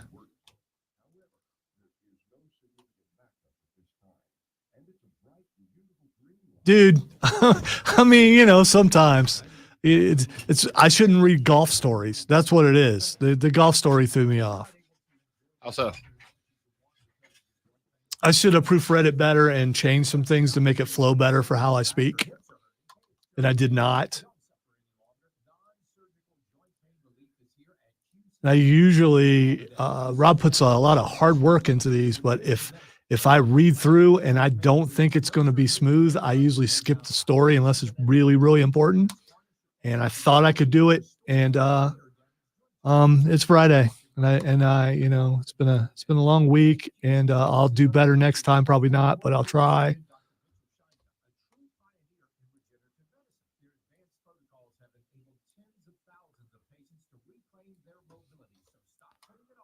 Can't wait till football season gets here. That way, you know, I know all the names and everything, and I care more, and I.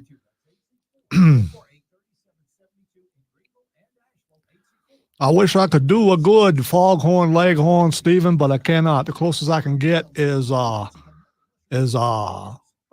Carpathian or the governor.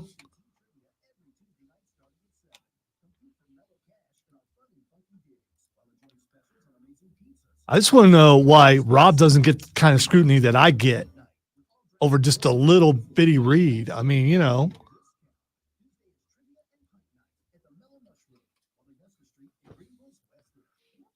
I was told to put personality into my reads. My personality today is someone who stumbles. Accomplished.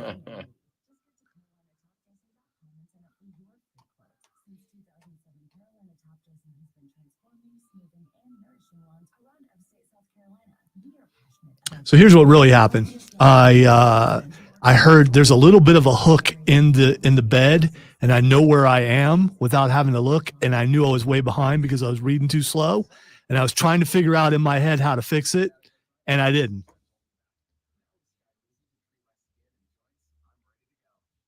If you listen real close, there's a hook, and I know when that hook hits, I got 15 seconds.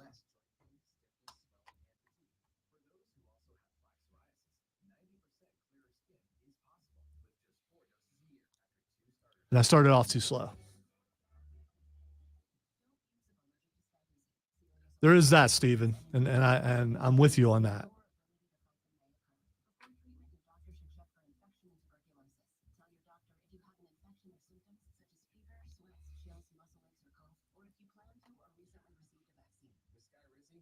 I think that's done when you should see me have a conversation with people I don't know in public.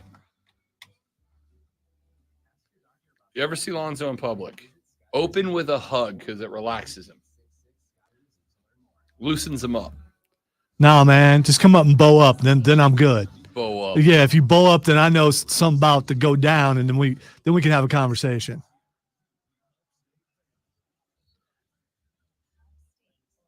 I mean, I can hand you the remote, but that's as close as we're going to get right there. I'm sorry.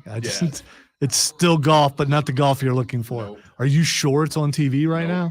Okay.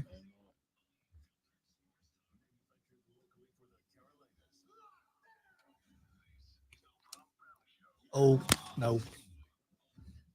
My cord came out. I just got to plug it back in. The third hour of the Friday edition of the Rob Brown Show starts right now. Welcome back. Ladies and gentlemen, Rob Brown and the great one, Alonzo with you. Rocking everybody's working for the weekend. Got a lot we've gotten to so far. A lot more that will be coming up very soon. There's an interesting article up on yahoosports.com. I don't know. A little slow on the trigger, but it's never unappreciated. Well, it's dark over here and I lost my cord. Everybody's looking for the weekend. Friday. Got to get down on Friday. I'm going to make sure I lead all Fridays with that so that people can hear what a wonderful singing voice you have. Grab my bowl, gotta have cereal. What would be your cereal of preference if you could have a bowl right now? I cannot tell you the last time I ate cereal. Used to be a staple. I can't tell you the last time I had a cereal. I just bought some Reese's Puffs because it had Goku on it, and I haven't opened the box because I don't really eat cereal anymore. Marketing works, folks. Yeah, it did. I went looking for it because it had, Gotta be fresh. Gotta go downstairs. You look like a Mueslix kind of guy. Gotta have my bowl. Gotta have cereal. Never had Mueslix. You've Don't never even know had what Mueslix? Don't even know what it on. is. When you said it initially, my brain initially went to that's obviously some sort of allergy medication. No, it's some natural flakes. I think it had some bananas in it. A little bit of dried fruit. Mucilix. Yeah, I just went. That's obviously medication for a snotty nose. Raisins, dates. I'm not a nut guy, and this is like largely nuts. So you found the muesli. That's one of my favorite cereals. It's awesome. It just looks like an old guy cereal. I ate that when I was younger. It doesn't mean that I wasn't an old guy when I was younger. Probably was, but yeah. My the old man had me when I was growing up. I didn't eat Wheaties, did you? Because those are no, I never ate Wheaties. Wheaties are not that good. I was a Cinnamon Toast Crunch fiend for a long time. That milk will hurt your teeth afterwards, though. I mean, because of how much sugar it's in it. Cinnamon Toast Crunch guy, big Cocoa Puffs guy for a long time. Love the Cocoa Puffs because not only did you get a good cereal, but at the end, as a nice little treat, you got a bowl of chocolate milk to leave with. Well, so no Fruity Pebbles for you? Never was a Fruity Pebbles guy. Was a big Cocoa Krispies guy. Was a big, shockingly, Apple Jacks used to be way up on the list. Really? Yeah, I loved Apple Jacks. My cousins really loved the honeycomb, so when I would stay with them, they'd eat honeycomb, and I never got the why. Honeycomb was not really, their commercials were really good back in the day, but the cereal, not so much. I was a Lucky Charms guy. For my dad was a Lucky Charms guy, and then so when I moved out, just out of habit, I stuck with the Lucky Charms. And then when I was in college, they rolled out the Lucky Charms all marshmallows box, right? And that was one of the greatest days of my life. 1,000% sugar. Oh, yeah. dude.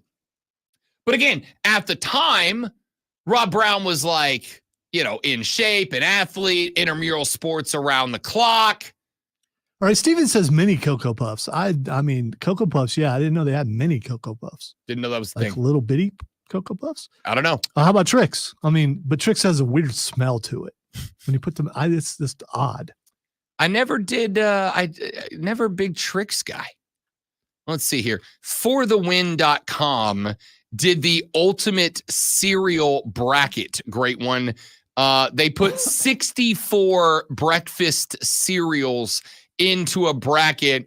What cereal reigned supreme? Captain Crunch. No. Cinnamon Toast Crunch got the dub, which I am perfectly accepting of. Love some cinnamon. I don't know what the demographics for this was. I mean, because Cinnamon Toast Crunch came along later. It wasn't around when I was a kid, I don't think. The final showdown was a pair of 1 seeds, Cinnamon Toast Crunch versus Fruit Loops. And Cinnamon Toast Crunch took home the dub. Well, if this bracket was run like the now defunct bracket on the Upstate Pulse, then I don't know how accurate it was. Yeah, your bracket sucks. Not your bracket. Your tiebreaker sucks. Well, it doesn't matter. I hate it. It's gone. It's gone forever. No, it's not gone forever. It's gone until March. No, it's gone until we run it back. Lonzo got salty. His selection lost. Politics. I said no politics on the show. Politics made its way into the show, and now that's gone. So no, anyway, it's not. And I'm guessing politics had something to do with this because Cinnamon Toast Crunch, not the best cereal. Yes, if it's not Lonzo's way, it's politics. That's it's not, conspiracy. That's not true. I still think that age demographics probably had something to do with that. The cereal. And? Count Chocula probably would have a good Count shot. Chocula got bumped as a 5 seed in the first round. Wow. What about Boo Berry? Count Chocula not only got bounced, but I want you to know, and actually one I have not mentioned yet, but now that I think about it, I guarantee you I ate more of this cereal than any of the ones I have mentioned so far. Count Chocula, a 5 seed, got bounced by the 4 seed Raisin Bran. All right. I love Raisin Bran. I'm going to text them and ask them, Stream, what do you think was Diesel's favorite cereal growing up, and what was Cole's favorite cereal growing up? Mucinex. I'm going to go with Mucilix. With Cole as a Frankenberry kind of guy. Cole's way too country for that. Cole's going to hit you with like shredded Wheaties or shredded. What was it? Shredded wheat. How does shredded wheat country?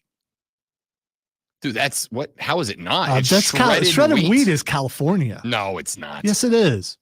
The 1 seeds were Fruit Loops.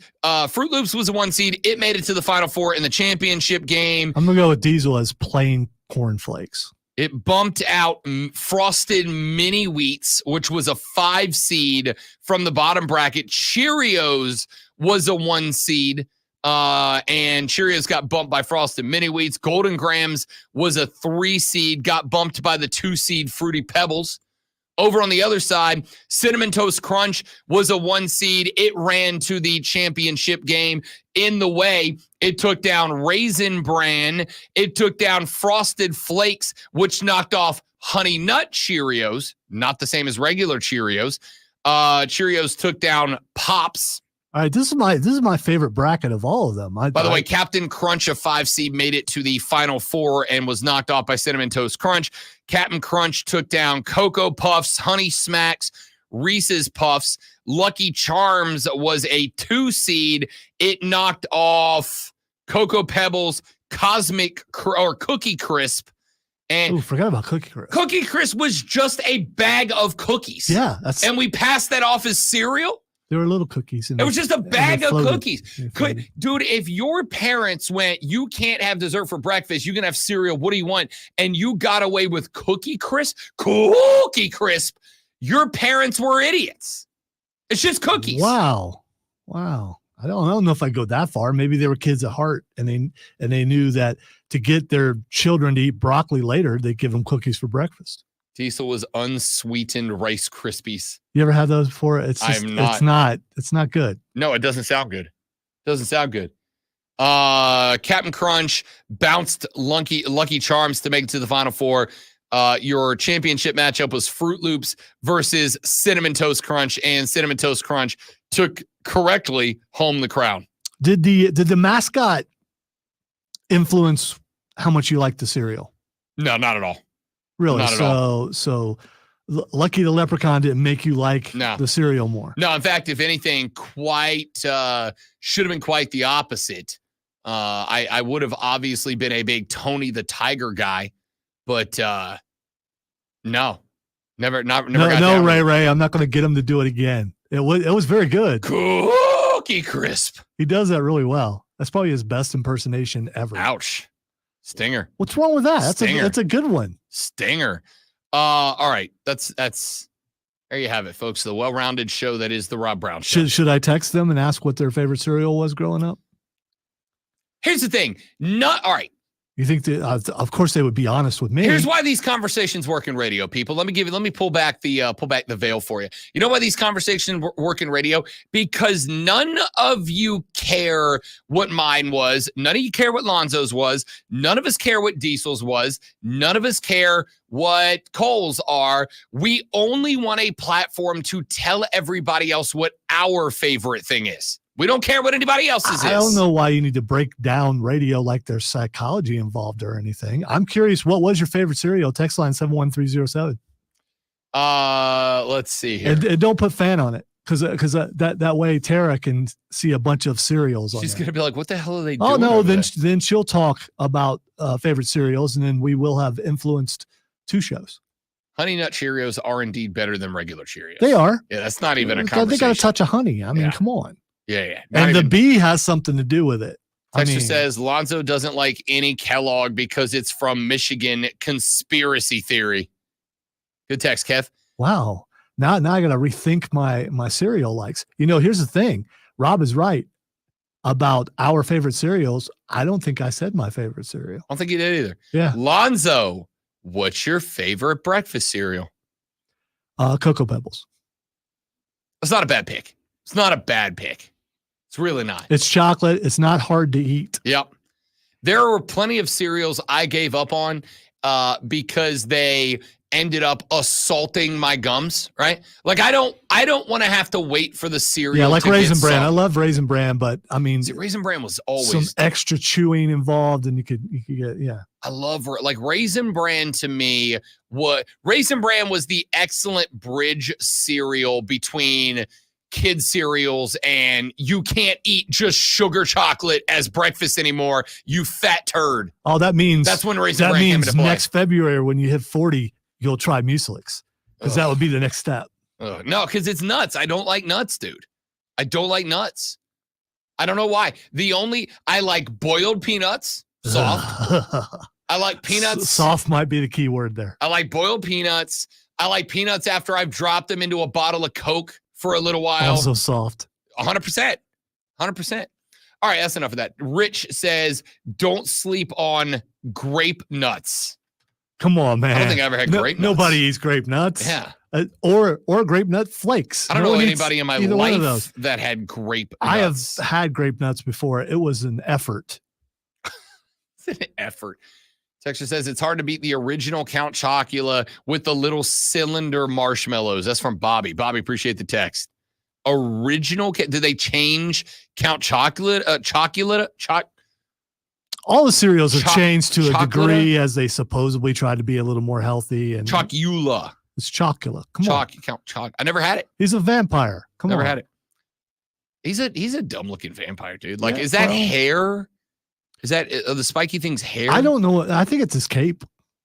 I think it's a cow. No, the cow comes out, but then he's got the that is hair. It's like it's a vampire pompadour. I just opened it and somebody used AI to make a real life version of Count Chocula. Yeah, those are freaky, aren't they? It's horrifying. Yeah, it's horrifying. Now, I don't think I ever had Count Chocula, man. I was. You had none of the monster cereals? I don't think I did. No Boo Berry? No Boo Berry No Crunch. Frankenberry? No Frankenberry.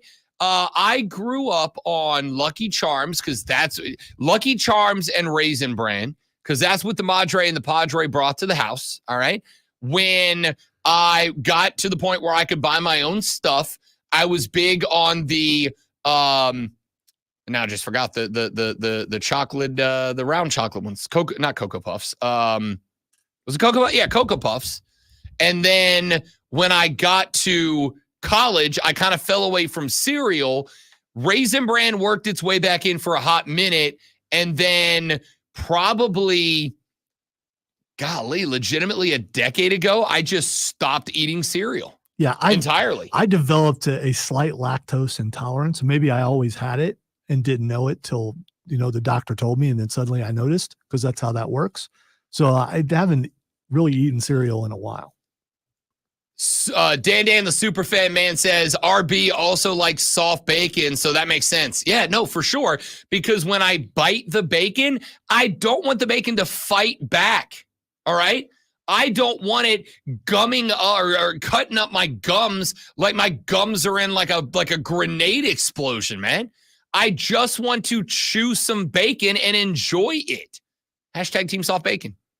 Team Floppy Bacon. That's the way to go. Jacob said, I watched the first 15 of Acolyte episode 3 last night, and I could not stomach it. I was curious after y'all talked about it the other day. It's from Jacob in the Berg. Well, I don't think Rob's watched it yet. So I have not watched episode 3. I have watched episodes 1 and 2. I have rewatched episode 1, and I am, for now, I have not seen 3 yet, though what I am hearing is that episode 3 of Acolyte pretty much just urinates all over Star Wars lore from movies gone by. It absolutely does. For an in-depth discussion, politic free, because I think you can discuss this politic free. Tune into the Upset Pulse tomorrow, 7 to 9 p.m. on 98.9 WRD. Yeah, Liber Rob does not care about I don't care about the woke. Oh, it's too woke. I don't care about that. All right. It's an entire galaxy. There are green aliens. People are going to look different. I don't care. It doesn't bother me.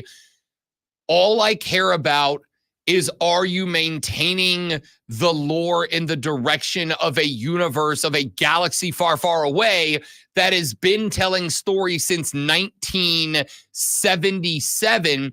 And from what I understand in this series, they basically were like, we don't really care what has ever happened or been talked about. We just kind of want to do our own thing. In which case, cool, make your own show, right? Let's just make your own show. Yes.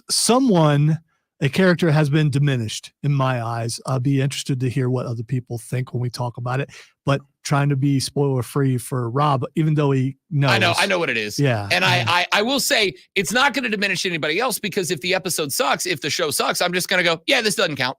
This doesn't count. I've done it with Marvel movies. I've done it with DC movies where I go, I like everything but this thing, so this thing doesn't matter to me. I don't care about it. I don't think you can do that with like, you know, I disliked the Rey sequels. I thought they were trash. Jar Jar stupid and or stuff like that. But this diminished the main character, one of the main characters of the entire By the way, Jar Jar series. is not stupid. He was a Sith Lord. 100%. Jar Jar confirms Sith Lord. Correct. Sith Lord. So Texture said, Rob, can you eat Skittles? They hurt my gums too much. Real question. Yes, but one at a time.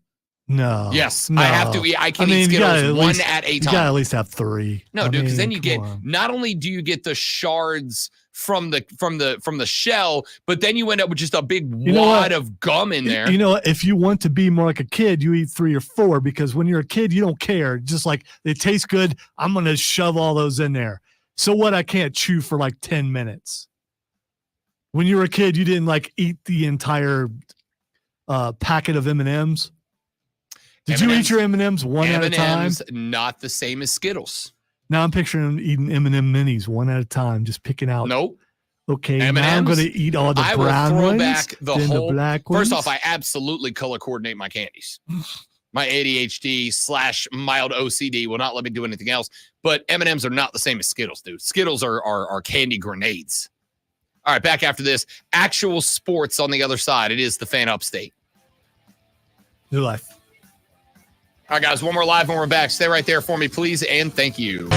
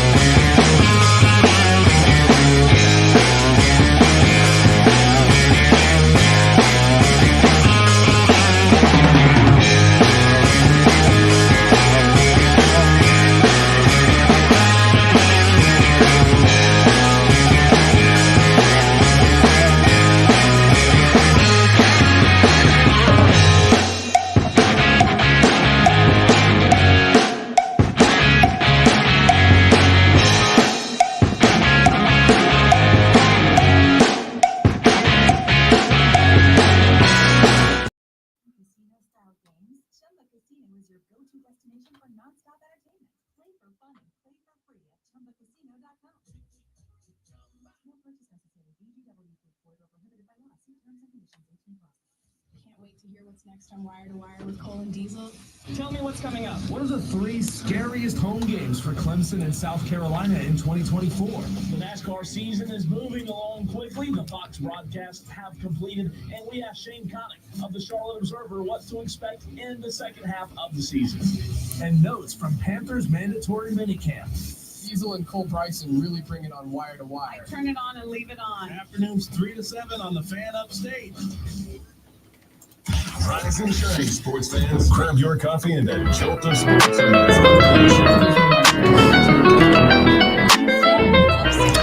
Here's a question. The NBA Finals and the NHL Finals are obviously taking place simultaneously. We will have Game 4 of the NBA Finals this evening. We will have Game 4 of the NHL Finals tomorrow evening.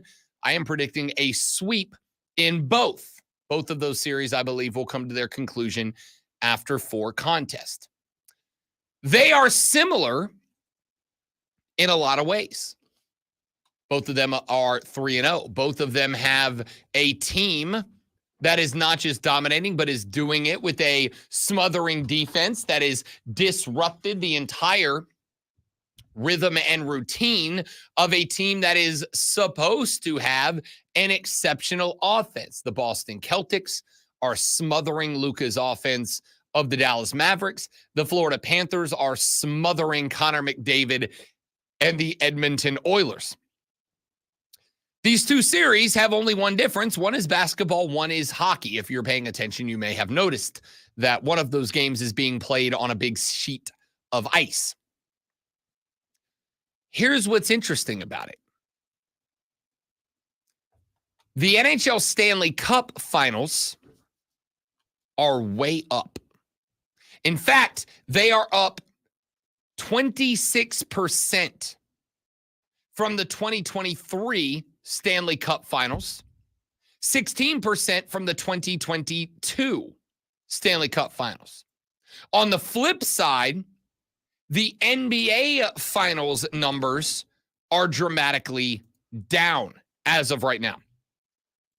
The series opener in the NBA Finals averaged a 5.7 rating and 10.99 million viewers on ABC per Sports Media Watch, making it the least watched NBA Game 1 Finals since the league hit its ratings tank with the bubble finals in 2020.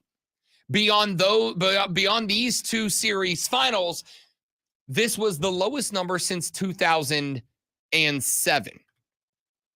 The bubble final series averaged 7.69 viewers. Last year, it went up to 8.7. The 2024 numbers are a 5% decline from the Denver Nuggets Miami Heat Game 1 and an 8% decline from the Boston Celtics Golden State Warriors of 2022. Can anybody tell me why? Can anybody explain it to me? Because I had some theories. Because it's 2 small market teams. I mean, that was a joke. Yeah, no, I know. The Boston Celtics, not a small market team. I'm trying to think of the usual excuses for ratings being down. 100%. That's usually the one go-to. Sure. The argument might be, if this is Milwaukee and I don't know, Indiana, then yeah. People are uninterested because they knew it was going to be a sweep and they have better things to do. It's the middle of summer. They spaced the games too far apart. I mean, there are a lot of things. Again, none of those work for me, brother. The spacing of the games is a problem. I don't think it is. I think it's fine.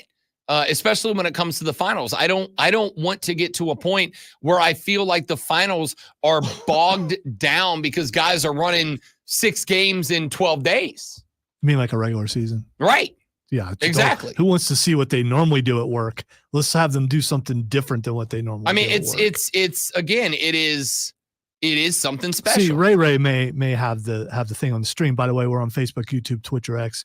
He says no star power in the finals. Really, there's only 1 star in the finals, and he's getting destroyed, and that's Luka. He's destroying himself. Yeah, but he's also getting destroyed by sports media. Again, he's doing it to himself. I don't think the sports media has any. You don't need to take up for the media in this case. I'm not taking up for no. I I know it is because you think if I'm not praising Luka, I'm diminishing No, Luka. That is not it true. has What I nothing am to do saying with is that. the media has no So, I put obligation words to in your utilize mouth and then you put flowery words in language mine. about Luka Doncic. They are under no obligation to celebrate the tantrums of a man acting like a child on the basketball floor. They usually do when Steph does it, though. I don't think they do. I don't think Steph has ever acted as petulant as Luka has in these finals. Yeah, you're right. He threw his binky into the crowd. That's not petulant. And by that's the way, not petulant at all. And by the way, was lambasted for it. Was taken to task for it. Not to this degree. When you got Windhorse going at you, the like your bacon and your peanuts, the softest guy on the air, Brian Windhorse, going at you. That's kind of piling on. Again, we are at this point 3 games into this series. And for 3 games, every time Luka does not get the whistle that he wants or the not whistle that he wants, he starts going over and putting the hands on the face and by the way, everything you're saying is more proof that he's the only star on the floor right now. Kyrie's star is lessened, but in most games, there's 2 or 3 stars on either team. They're all whining so much that one guy doesn't stand out. Luka's standing out because he's the only star on the court. So this is kind of a direction that I was going. One of, I think, the biggest issues that we have in American sports is that because I'm not saying this is good, bad, ugly, indifferent. I am just making a point. Because the only thing that matters, and this I will stand on, we had this conversation earlier in the show. We're going to circle back around to it in a little while, that the Big 12 is considering selling the naming rights to the conference. So next year you will have the ACC, the SEC, the Big 10, and the Geico 12. The only thing that matters is the dollar bills, y'all. And because the only thing that matters is the dollar bills, y'all, so much attention is constantly piped towards a couple of players. So much, I'll put it this way. We are in the midst of the NBA Finals. Game 4 is tonight. Last night, as I prepared today's show, last night, I jumped onto the internet. And I started going to basketball websites to get ready to put together a Game 4 preview, which we will do coming up in the next segment. And I went to multiple basketball sites. And do you know what was the number 1 and number 2 story on just about every single one of them? Number 1. JJ Redick will interview for the Lakers job this weekend. Number 2, LeBron James personally reached out to Dan Hurley, and Dan Hurley rejected the job. That was it. Not, here's what the Celtics can do. Here's what the Mavs can do. Here's where the series is. Here's why the series is here. No. The top 2 stories on just about every single basketball-themed website were JJ interviews with LA and Bron reached out to Dano and got rejected. That's it. That's the story. This league, more than the NHL, to circle back around to where we started, more than the NHL, this league constantly promotes a couple of guys. Couple of folks get the news. LeBron gets the news. Steph gets the news. For a hot minute there, Anthony Edwards got the news. That's it. Jaylen Brown is playing the best basketball of anybody in this entire postseason. I'm the only guy I've heard talking about him outside of Cole Bryson, right? Right now, with the Game 4, with the sweep on the line, the discussion point is JJ Redick. That's why. Over in the NHL, it ain't that. Over in the NHL, they're pimping teams. They're pimping players. They're pimping a series, and their numbers have gone up. It's not that hard to figure out.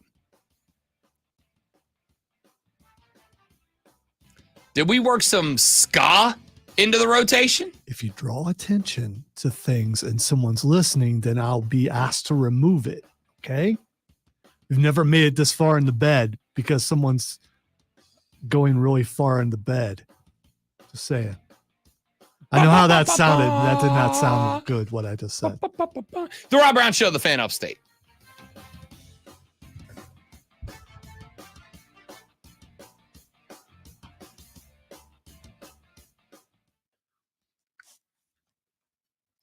Short break. 2 minutes.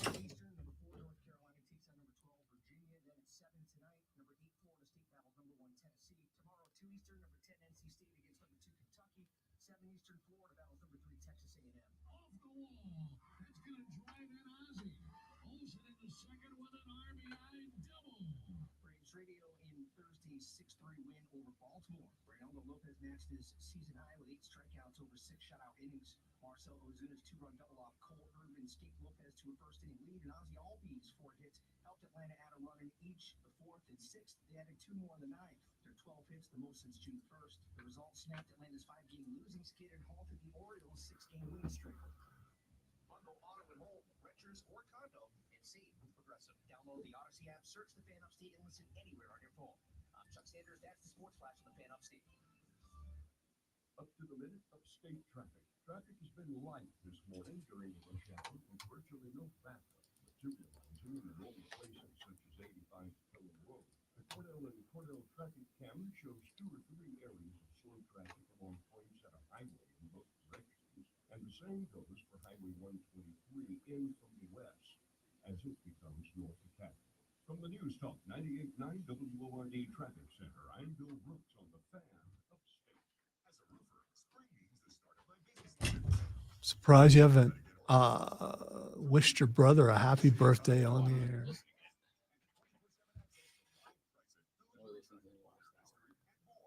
Or at least checks in.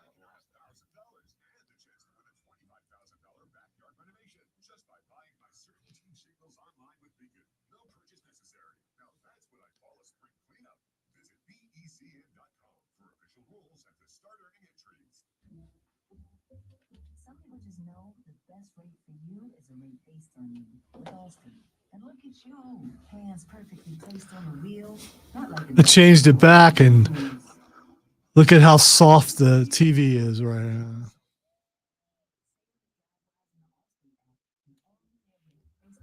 Look at what they're talking about. Exactly what you said. Exactly.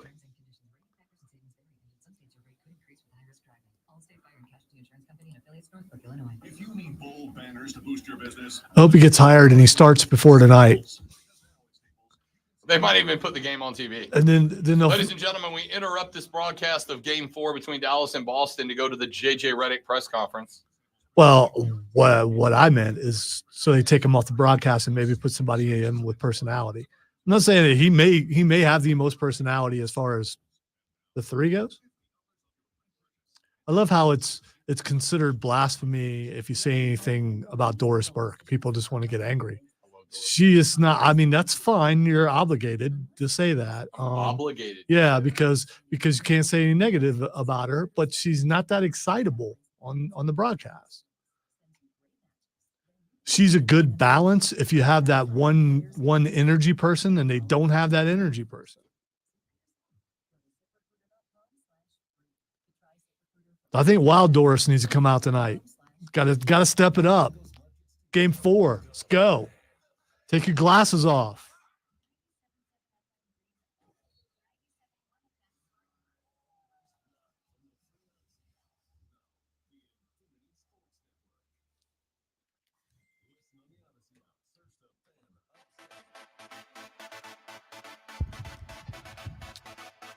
All right, so let's look at this Boston-Dallas Game 4 that tips this evening.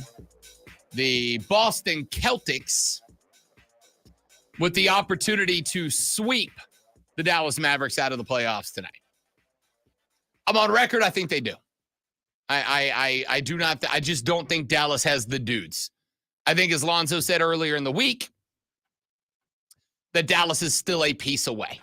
What that piece is, I don't know.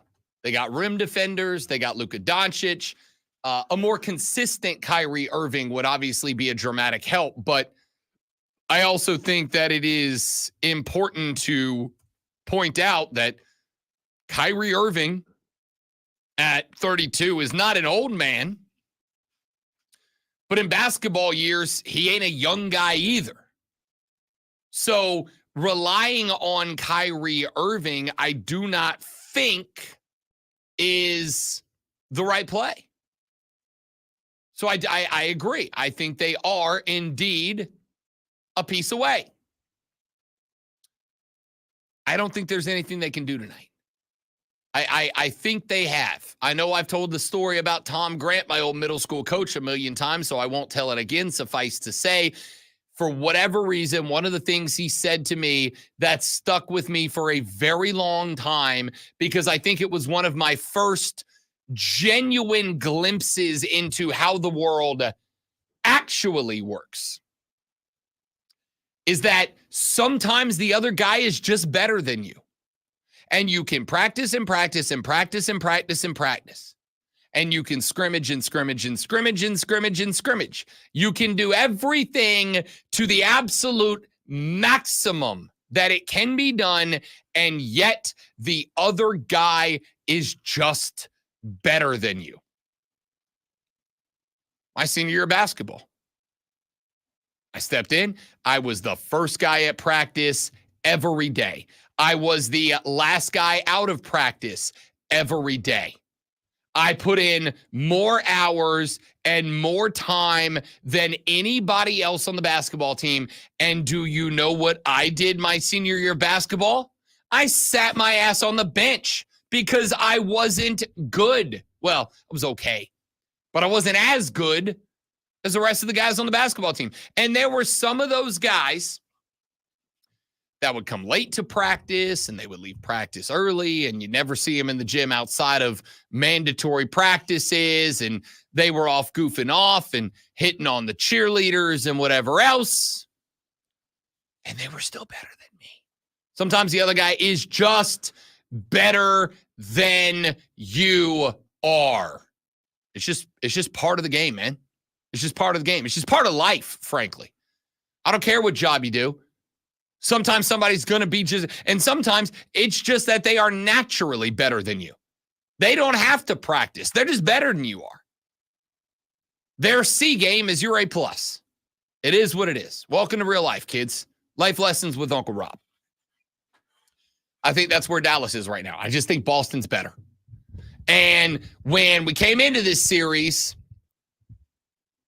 I think I picked with my heart, not my head. Because my head said Boston's a better team.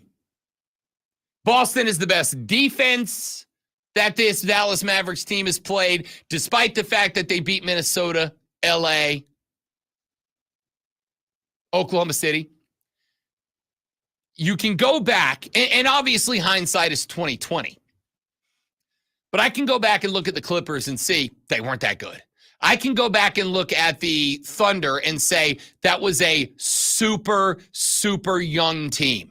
They weren't prepared. They weren't ready. How many times have you heard the old adage, the old cliche, experience matters in the playoffs?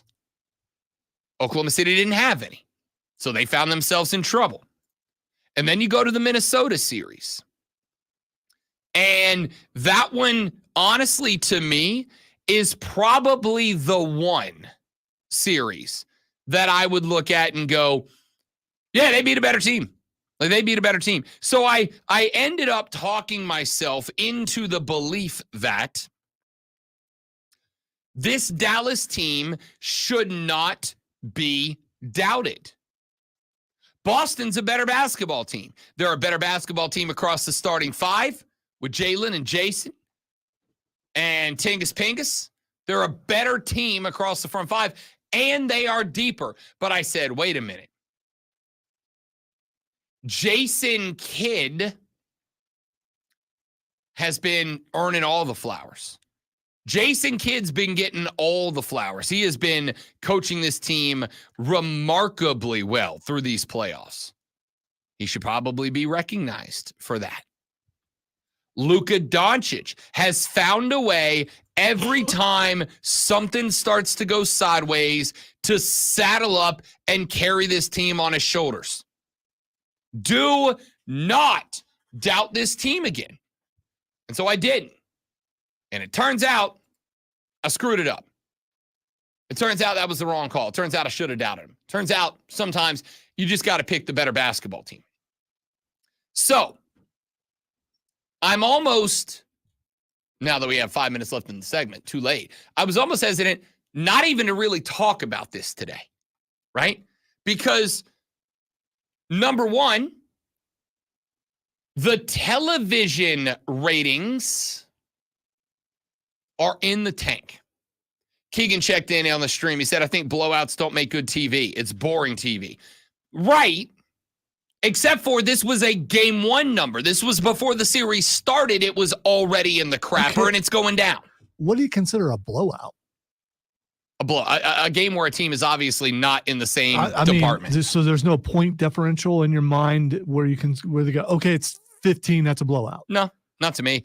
I look and I go, 6 could be a blowout. Yeah.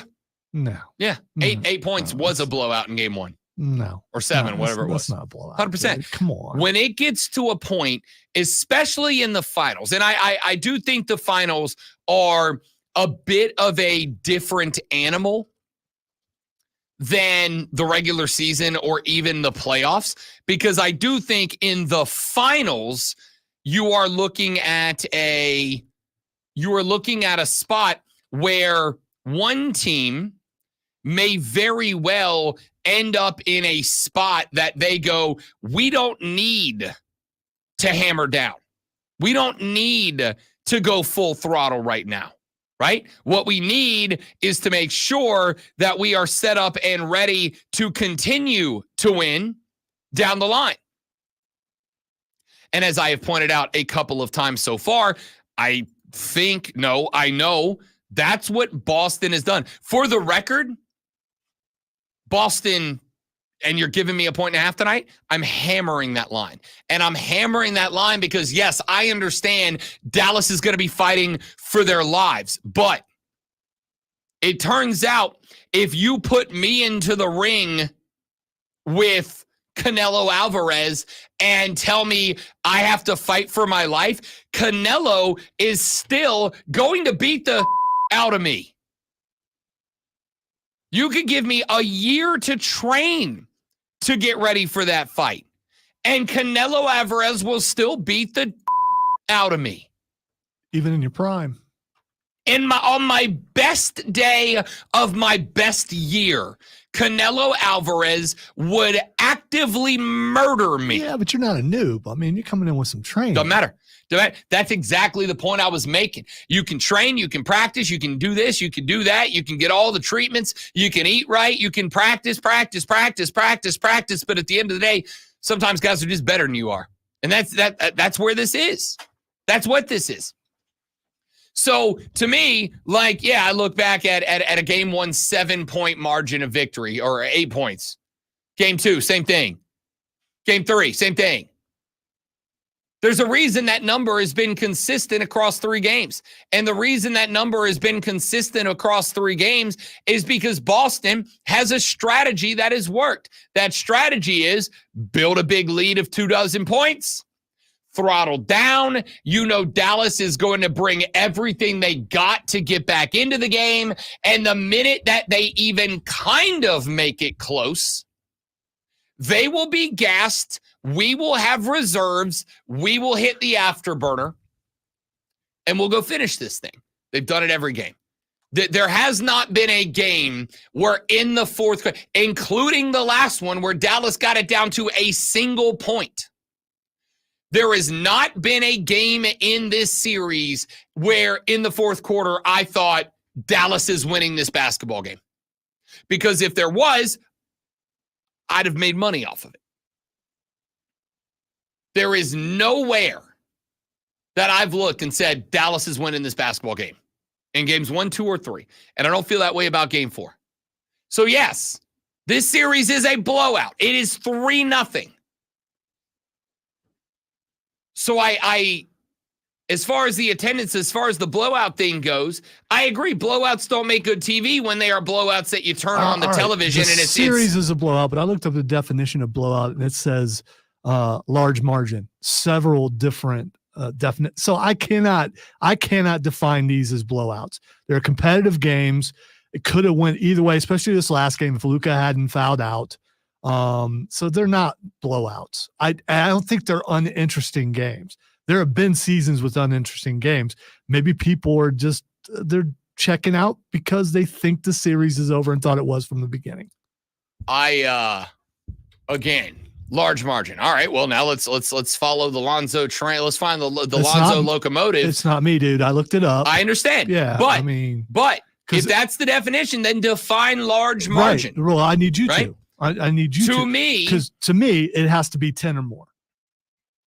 That is arbitrary and subjective.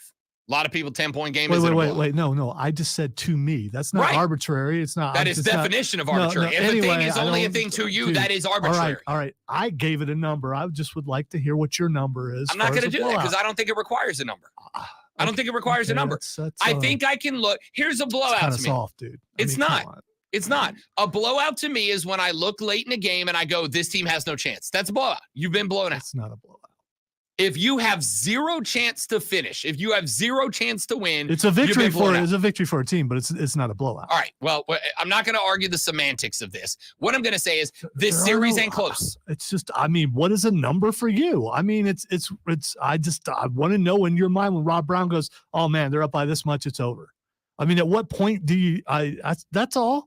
Just trying to figure that out. I trying to get into your way of thinking. No, you're not. I'm telling you what my no. You are actively rejecting my way of thinking. My way of thinking is if there are 6 You're minutes. Just being a contrarian now, dude. I mean, I'm trying to figure out so there is no number in your head at all. No, what has just happened is you went, tell me your way of thinking. I told you my way of thinking. And then you went, no, I don't accept that. Tell me your way of thinking. I'm telling you my way of thinking. So your way of thinking is there's no number. It's a feeling. Correct. That's in my weird. opinion, with 5 minutes left in all 3 games, at no point with the 5-minute mark in those 3 games, at no point that I think Dallas can win this game. Every one of those 3 games, Didn't I went, they come this back thing's in cooked. this last game and make it even, and it was really, really close? It was 1 point. Yeah. And at one point, I need you to know, I was very tempted to throw a fat stack at Boston to cover up -1.5. And I wish I would have. Because it was not, the score was close, the game was not. Blowout, why didn't you do that? Because I already had enough riding on Boston -2.5, and it wasn't, I mean, like, why hedge against the number that I already know that I'm hitting? There was no spot, there was no reason to hedge there. I had Boston -2.5, and that was a guarantee for me. Guarantee. Now, I'm not guaranteeing the blowout today, but I am going with, there has been no game in 3 where we got to the 5-minute mark and I thought, oh, Dallas money line bet here. Because the Dallas money line bet would have been +225, +230. It would have been a good plus money return. And at no point that I thought, let me throw a Dallas money line out there, even to fish it, even to just see what bites. Nope. I went, Boston is in control of this game, just like they're in the control of this series. And it's going to be the same thing again tonight. It is. It's going to look close in the 4th quarter.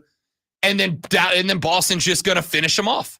And everybody listening is going to be watching the game tonight going, I wonder if Rob thinks this is a blowout. I don't know. I mean, they won by 3. Was that a blowout? I don't know. What's a blowout? Steven says in sports, a blowout is an easy or one-sided victory. It occurs when one athletic team or individual performer outscores another by a large margin or in such a fashion that allows the second team or individual. Sorry, let's get to the second half of that definition, and I'll be very clear about my enunciation.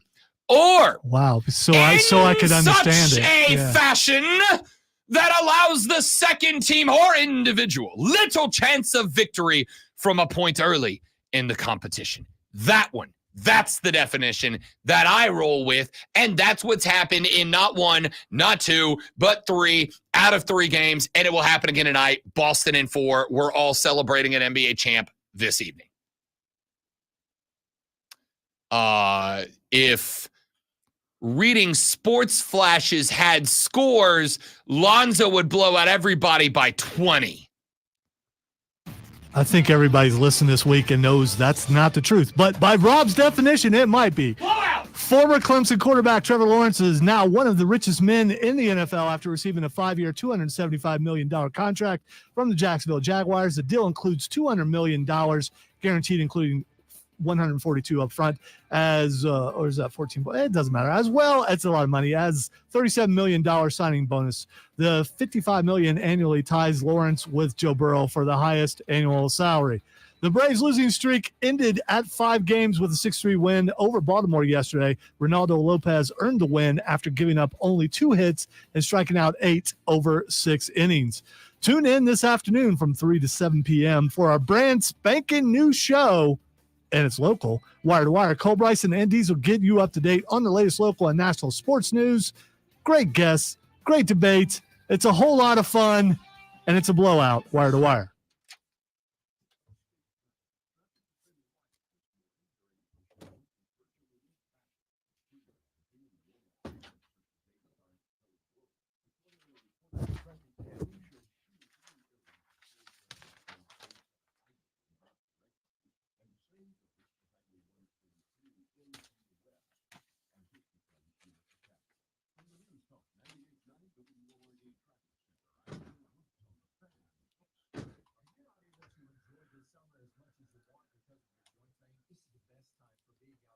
You can go ahead and tell him this, Moles. Wait the next time that he says he's a numbers guy.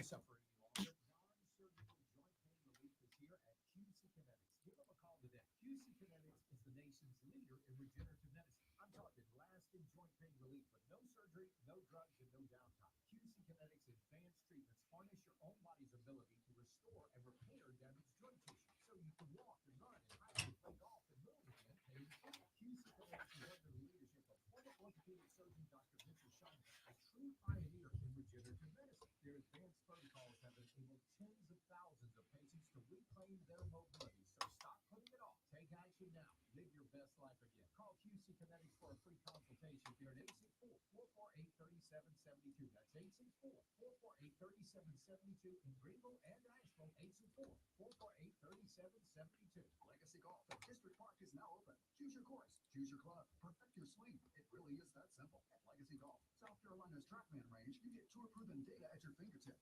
Legacy Golf at District Park. 201K Drive at Easley. DistrictParkSC.com. When people have a craving to explore new and traditional Asian cuisines, they head to P.F. Chang's, where scratch-made dishes come from the 2,000-year-old tradition of wok cooking.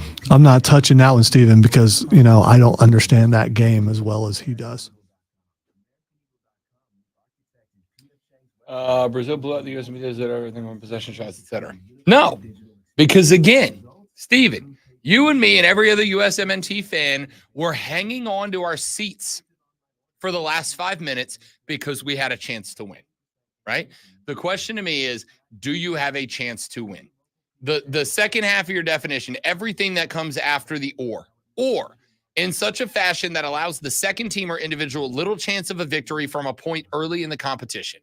By the way, I left that part out of the definition when I said the definition on the air because I knew he would do this. You mean use the definition? No, use the part of the definition that fits your narrative. That's not part of the definition. The first part. It is the definition. The first part, which is the only part that matters. The first part. No, it's not. It's the only part that matters to you. You put the most salient point as your first couple of sentences. That's how that works in writing. It does. When you put or in a definition like that, or means that the second part has the exact same weight as the first. You can't say two things at the same time. It doesn't, though. It does, though. It doesn't.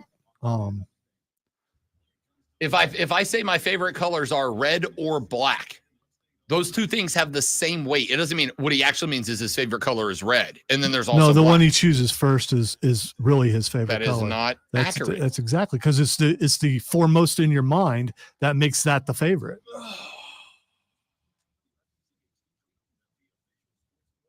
I'm exhausted. I hope not, because you have a big day planned, and I know. that would be. I have to leave here immediately to go get weighed in. Then I have 18. Hopefully I've helped you like take a few more ounces off in your anger. Yeah, I shouldn't have been drinking water all day is what I should not have done. Yeah, I well. just realized that. You can stand on your head. No, you lose ounces standing on your head. I can tell you that from high school wrestling. Yes. It's weird. I don't know if it's psychological, but it works. Spitting, you will also lose weight. That's all I'm going to do. I'm just going to be hawking loogies. Spit in the cup. No, we were allowed. We were allowed to do that. Lonzo is giving me amateur wrestling weigh-in weight loss tips over here. I can get you. I can get you some ounces gone. It'll make you look better. Yeah, because you might have cheated a little bit this week. I'm just trying to help you out. I had a good week this week. By the way, those things I'm not making it up. If you get on the scale and you're a couple ounces off, in our high school, because it was a wrestling school, you were allowed to keep a cup to spit when you were making weight, and they would allow you to chew gum, grape gum, the best, because it causes you to salivate more. Grape bubble gum. I am not trying to Hubba Bubba, not bubble yum. Hubba Bubba it has more flavor to it. I am not trying to make a I'm not trying to make a cut. Like, I'm not trying to make a weight class here, you know? Like, I'm not trying to get down you are kind of, though. Weight. You are, because you keep talking about a goal weight. That would be you trying to make a weight.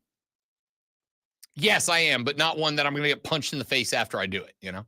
Or suplex. Or pinned. I mean, you know, pinned. Yeah, you don't, all those, if you get suplexed in amateur wrestling, you're hurt and the other person gets disqualified. So.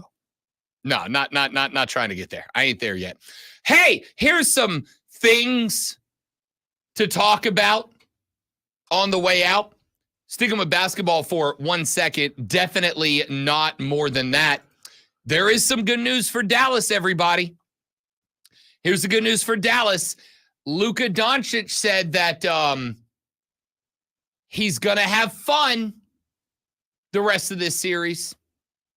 If you watch the interview, I really felt it right here. I thought that he was being sincere, and he looks like he's going to have fun, which is what you should do when you're playing a game, is have fun. Asked what Dallas can do different after Luka acknowledged his frustration with officials, he said, quote, "Go back to playing fun. We talk about how we come back from 21 points in the fourth quarter in the finals. We were having fun. We were defending. We were running. Our pace was great.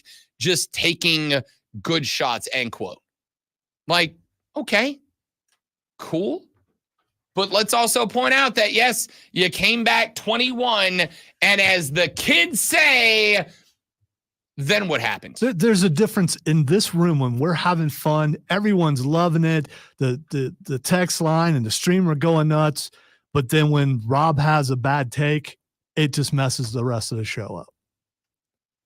Like a blowout doesn't have a number. It is. It is absolutely. He considered throwing something, and he realized his phone was way too expensive to hurl. Yeah, and I left all my pens in the office. And I would have matrixed it. I would have. It is absolutely correct. For me, I mean, I don't think this is true of everybody, but I think it is absolutely correct for the great one and I that when we are having fun, the show is better, or at least we think it is better, right? But just like for us having fun makes the show better, there are people out there who work better angry, who when they are angry and they are dialed in, they are more productive. I will tell you that as much as I say, yeah, when I'm having fun, the show is better.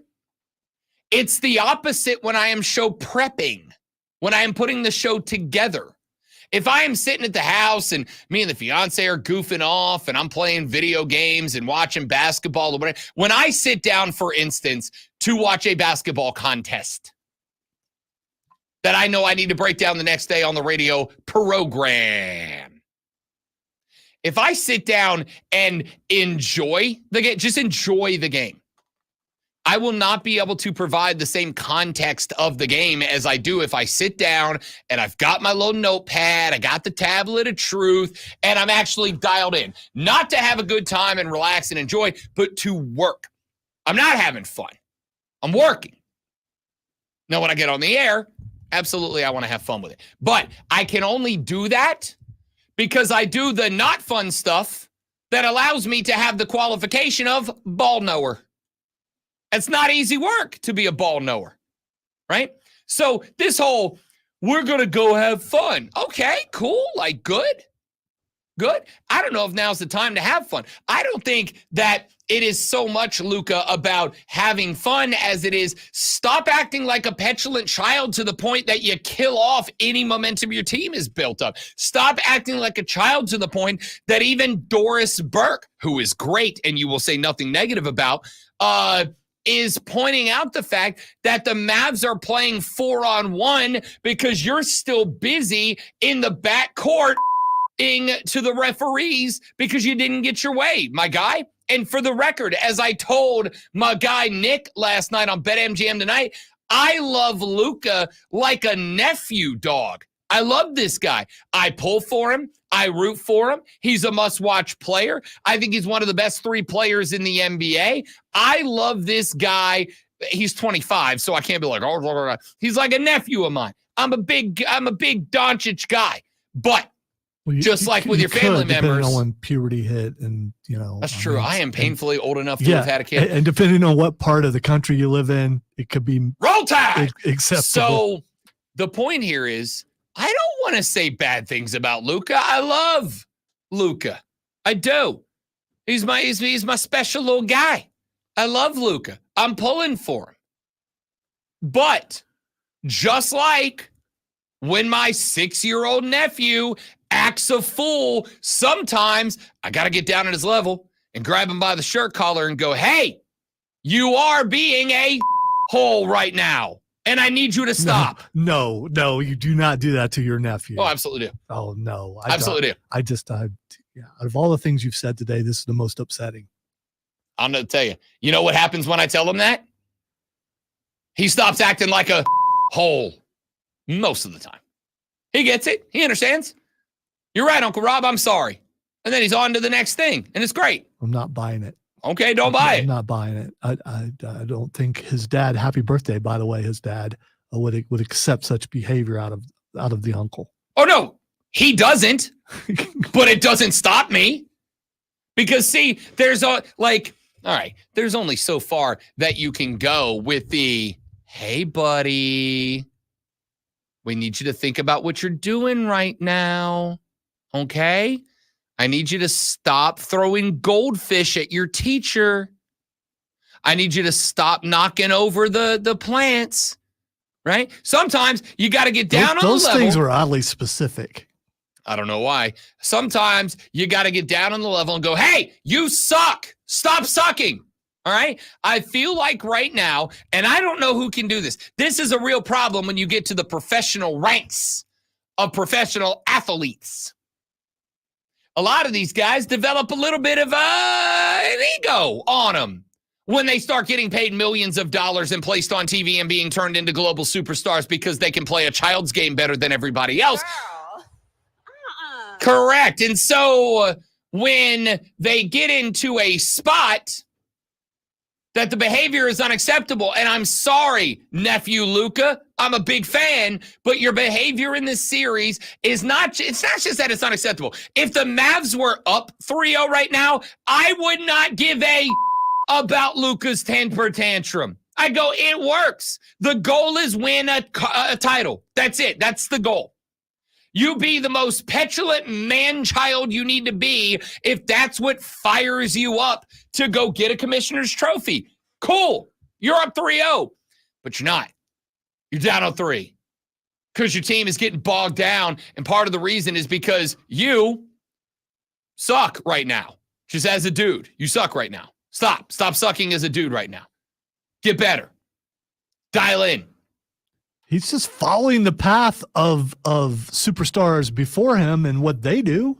They've all whined and cried. Why can't he do it too? I think there is a difference between dog, that's my foul, versus y'all four go play defense. I'll be down here lamenting my life struggles to the referee still. So what you're saying is all their losses are his fault. No, what I'm saying is when he is doing this stuff and when he is getting this frustrated and when he is getting into his head and when he is throwing his own game off and he is the team, because he is the team, it bogs everybody down. So I know for a fact with a capital F, that you have worked with people who bring an attitude into the radio station. Their attitude is, and it brings the entire station down. I know for a fact that you have worked with that guy before. All right, I've heard tell, and after, inward searching, I don't think it was ever them. It was always me.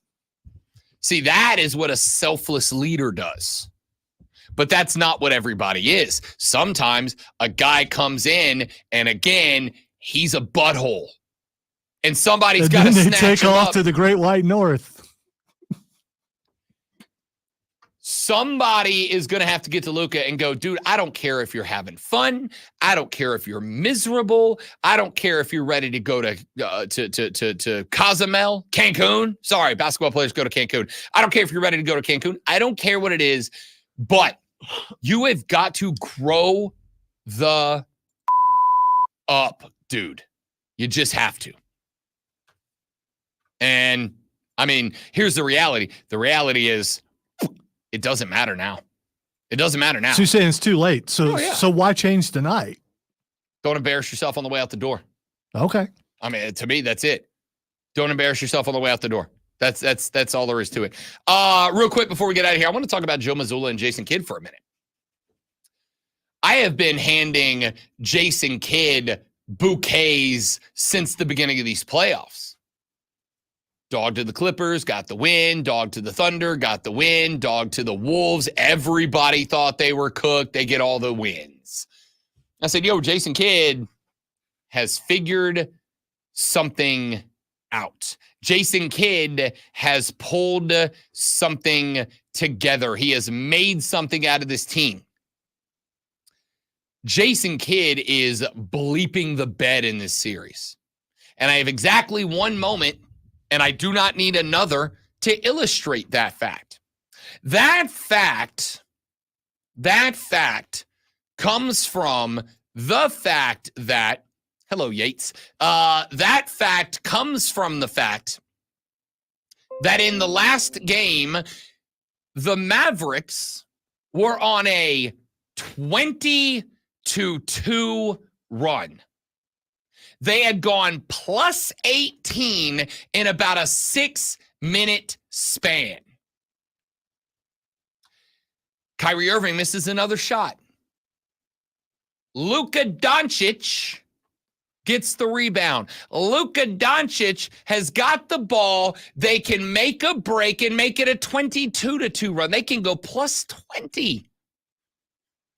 Jason Kidd calls a timeout. Now, I am, and I've done the research on this,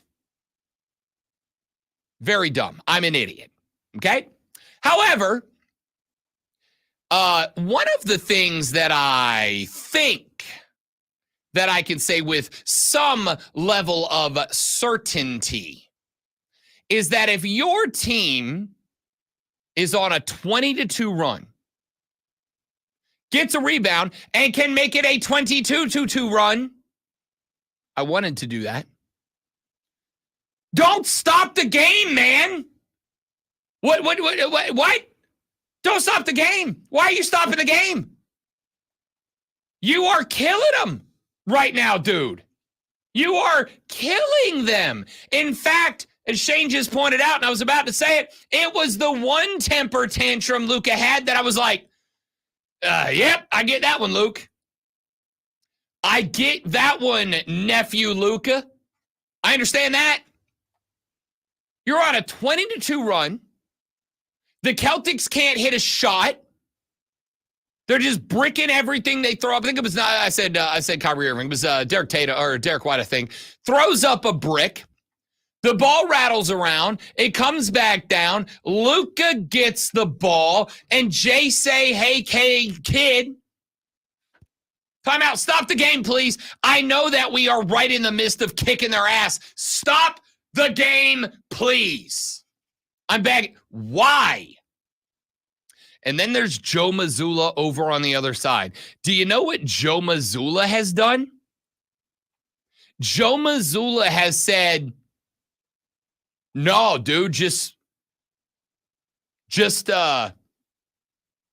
keep killing them. Just, you know, all these things that you're doing right now, that you're like playing better basketball and we've scored a lot more points than they have. Just keep doing that. Here's the thing that Lonzo's going to love about Joe Mazzulla. Apparently, the way that Mazzulla has been communicating with his team, the mentality that he wants them to have in these games is by getting them to watch and breaking down MMA combat. When he talked about the fact that in all 3 games, Dallas has been down 20 plus, and in all 3 games, Dallas has come flying back, asked how he kind of communicates with the team that they cannot let up in a scenario like that. Mazzulla said, if you've ever been in a fight with somebody and you think you're about to beat them, that's usually when you get sucker punched. The closer you are to beating them up, the closer you are to losing. That's the mentality of go stick a boot on their throat and finish this. And that's what Boston's done. That's what Boston's done. Derek White in the postgame presser was asked about Joe Mazzulla's fighting comparisons, and he said, I mean, he's probably so happy that it happened, like, so that he can just continue to tell us that the closer you are to winning, the closer you are to losing mindset, but he stays consistent. He makes the right calls, and we just trust him completely. Asked if Joe Mazzulla enjoyed watching his team blow a 21-point lead in an NBA Finals game, Derek White said, quote, he's a sicko, so probably. That's amazing. Jason Tatum. Joe does a great job of showing us clips and things from different sports. He's a big UFC fan and showing us fights and of people like that. I don't know the terminology of UFC. Put them in a chokehold and like they're about to tap out. You just see the guy or woman who's winning relaxing because they feel like they're about to win, and you give the other person life. Trying to translate that to the game of basketball, the closer you are to winning, the closer they are to surviving. Basically just trying to remind us in the group that we still got a long way to go. We still have to play the right way. We still have got to win. They are not going to quit, and we should expect the best from them from here on out. Can I tell you, I've never thought about that as an apt comparison, great one, and now that I have, I love it. It's very effective. Now that as far I've as analogies go, yeah. I love it. Yates says, this is the same guy who calls Burns high school games. You can't let your kids listen to this show. Come on, guys. Do better. Yeah, no, definitely don't. My show's not for your kids. I mean, it is for anybody who wants to listen to it, but yeah, correct. Wesley says, Mike Tyson turns 58 in 16 days. Happy Friday. Still gonna fight. Cool. The Rob Brown Show continues after this. It's the Fan Upstate. Could you not hit the mic with that again? I didn't, did I? Yeah, you did. did. I hit this? It's still hitting the mic technically.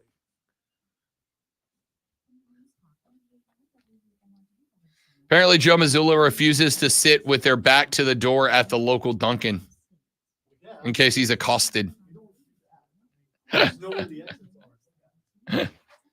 All right, guys, give me 45 seconds. I will be right back. Don't let your kids listen to me.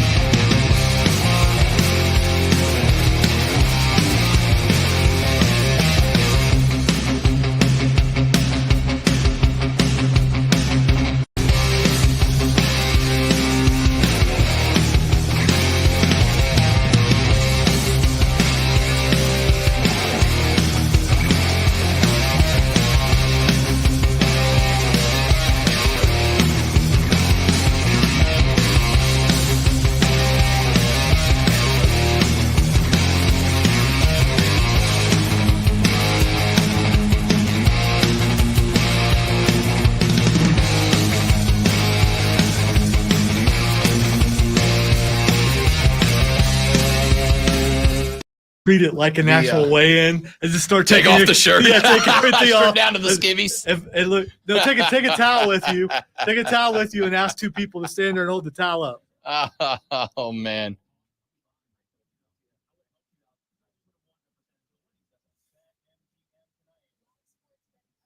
And yes, there are ounces in underwear. I've seen that also in for sure. In high school wrestling, people trying to make the weight. Just to get that thing just to move up just a little. I wonder if they use only digital now as far as scales go in high school. I hated watching that bar just go boom. Nope. Texter says, hey, man, my son is 7 and loves the Rob Brown show, although my 4-year-old daughter thinks you guys argue too much, LOL. She's like, Daddy, why are they yelling at each other? Well, thanks to your 7-year-old son and 4-year-old daughter. Welcome to the Rob Brown Show Armada, kids. I don't yell. It's him. I mean, it's just, I will fight, though. We appreciate all our listeners. Yes, we do. We do. Including the Utes. Y'all are right. Listen, Uncle Rob is out here trying to teach you the ways of the world, all right? Nobody is going to tell you how the real world actually works like Uncle Rob will. Hey, I'm not your role model. Listen to your dad. Definitely don't listen to Uncle Rob. It's like me and Chuck Barkley out here trying to set the kids straight. The world's not sunshine and rainbows, kid. People say bad words sometimes. You're going to have to learn to live with it. It should be sunshine and rainbows as long as you can possibly make it, parents. I mean, reality is reality. Why get there as fast as you can? Just keep it, you gotta be ready. You gotta be ready. It's tough out here in the streets. Yeah, at 4, man. It's tough out here on the 8th hole. Yeah, okay. All right. Hey, speaking of that, the U.S. Open is ongoing right now, as a matter of fact. Is he out of it? Is your dream over? My optimism faded. He had a really good start to the round yesterday. Was what? Even through 9, -1 at one point, held on to -1 for a little while there. And then Eldrick just kind of faded from sight. Ended up, 4 over on the day, I believe. Let's check in on that leaderboard as it stands right now. Eldrick Tiger Woods is currently +4. His tee time is 1:15 this afternoon after an opening round 74. The cut line is the top after today is the top 60 players and ties. Right now, Tiger is T80. So he's outside of the projected cut line right now. But obviously, there are a lot of guys that are out on the course that have a couple of holes in hand on Tiger so far. One of them is Rory McIlroy, who has now dropped back to T2 as he is +1 through 5 early in this one. In opening round 65, did not miss but 3 fairways yesterday. And in those 3 fairways, 2 of them, he was able to scramble back up and down to get a par. The other one, he chipped in for a birdie. So a very good day from Rory McIlroy yesterday, but he is +1 through 5 so far today. Ludwig Aberg will go off at 136. Patrick Cantlay, the other clubhouse leader after day 1, is at -5. He will go off at 125. Who's your third choice? All right, so your first and your second are probably gone. Bryson DeChambeau. Okay. Not even thought. All right. He's in it, so you're good. Yeah. Bryson will be fine. He ended yesterday ended yesterday 3 under. He is 1 over through 4 right now. Yes. So the guys that, if I get the opportunity to watch him, even if it's only for a couple of holes, Rory is 1, because if this is the major that ends the decade-long major drought for Rory McIlroy, I'd love to be able to say I saw him swing a couple of sticks. Bryson DeChambeau's on that list for sure. Throw a shout out to Fleetwood while you're there for me. Oh, Tommy Fleetwood. Yeah. I don't mind doing that. I'll be like, yo, the second best hair in the Carolinas, only because you're here, is pulling for you, bud. He is, by the way, even after day 1 and even through 5 today. So he'll be around. Xander Schauffele, I think you got to see if you can. I got to find Xander Schauffele out there. Stefan Jaeger. Because obviously, big Jaeger guy over here. Oh, this has to do with the drink. So, okay. All right. There he is. All right. There he is. I was thinking, is he related to Chuck Yeager? You know, the guy who broke this. No, sound barrier. But no. Scotty Scheffler, Prison Scotty. I got to go watch Prison Scotty. Prison Scotty did not have a great day. +1 yesterday. He is even through 5 so far today.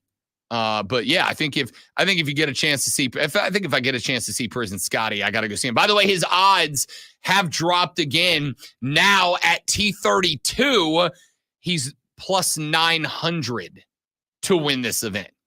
So if you took him at +290, not a great look. You can double down now if you want at +900. To give you kind of an idea, Max Homa, who is a pretty good golfer, is in the same boat. Scotty Scheffler's +1 on the tournament, even through 5. Max Homa is +1 on the tournament, even through 4.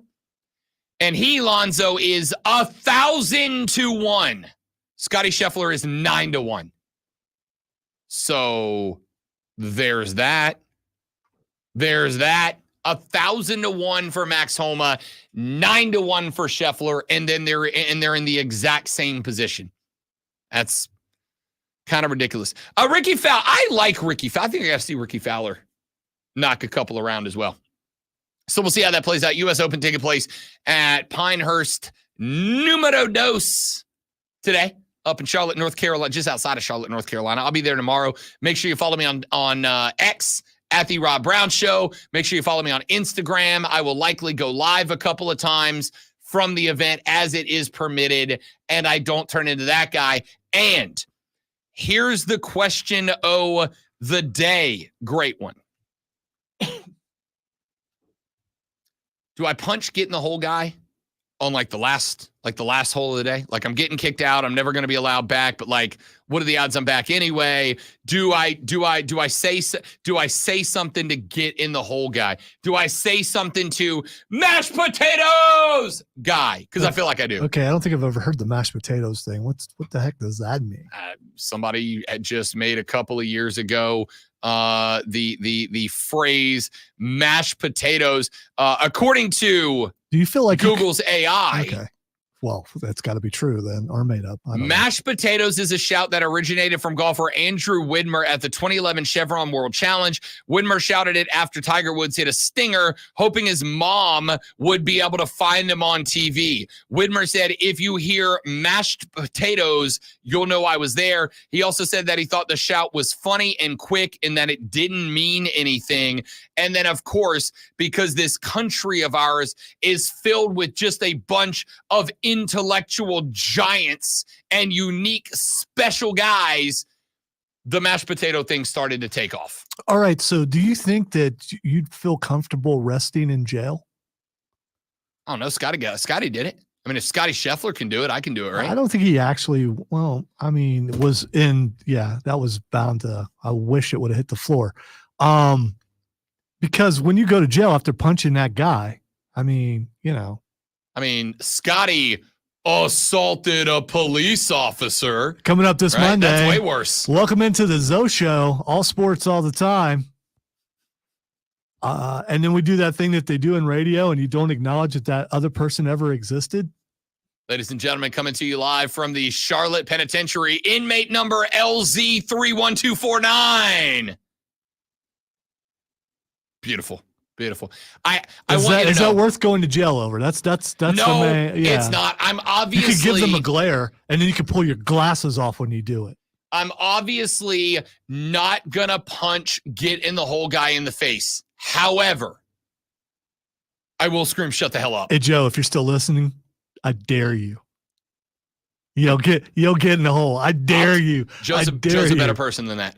I dare Joe's you. a better person. He's a better dude than that. All right. You're worried. Look at you. You're worried he'll do it. Better than that. All right. What else we got going on that we need to get to? U.S. Open taking place. Let's take our break. We got our final break. When we come back here in a minute, we'll run through everything else that we got to get to. A couple of NFL stories that we will bust up before what the X is going on. Another college football story as well. And obviously, an extensive breakdown of Team USA cricket as they prepare to take on Ireland in what is now a must-win game, match, contest, competition. We gotta get some wickets. We need some number of wickets. No sticky wickets though. No, so when you bowl the ball, but it's not pitching, it's bowling, okay? And you get it past the batsman, not a batter, it's a batsman. You are trying to hit the 3 poles back there. Those are the wickets, and they got little things that sit on top. And if you can hit the wickets with the ball and you knock one of those things down, that's an out towards the end. And that's literally everything I know about cricket so far. And I'm not entirely sure that any of those things are right either. Back after this on the Rob Brown Show and the Fan Upstate. All right, Joe, you're going to force me to do this. I can't believe I have to do this. I triple dog dare you. It has nothing to do with how much you hate it. It's how much he hates it. I despise it. And his reactions are fun to watch. So you should do that. Short break. Sorry if I yelled into the microphone, but he was out of the room. Why am I apologizing for yelling into the microphone? What am I doing?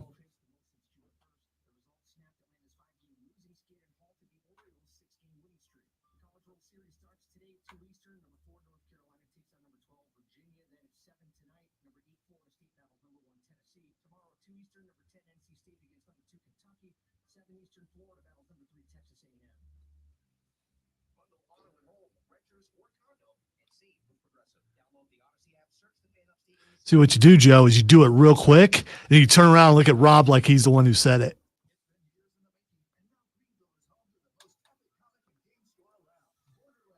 It's like the equivalent of he who smelled it, I guess.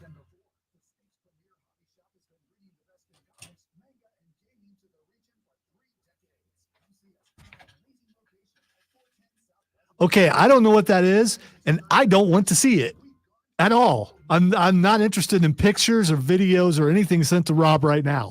I'm not interested in that.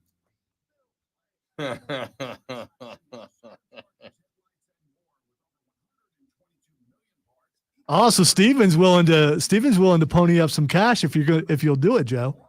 I like you weren't in the room. Here's what I would do if I were Joe. I would yell it and I'd turn around really quick and look at you like you did it. Fill Joe's gas tank. I bet he does it. No, he wouldn't. He still wouldn't. Joe's a better person than that. You're scared. Look at you. You're scared. I would do it. I know Joe better than that. Come on, Joe. Do it and make it look like Rob did it.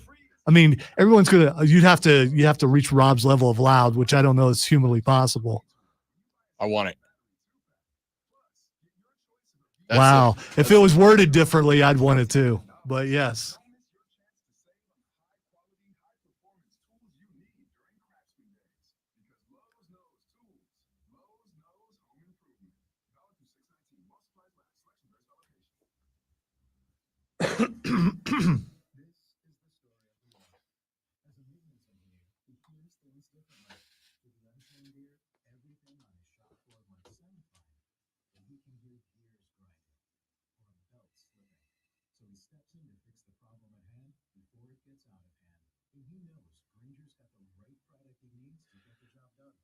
Look, starting at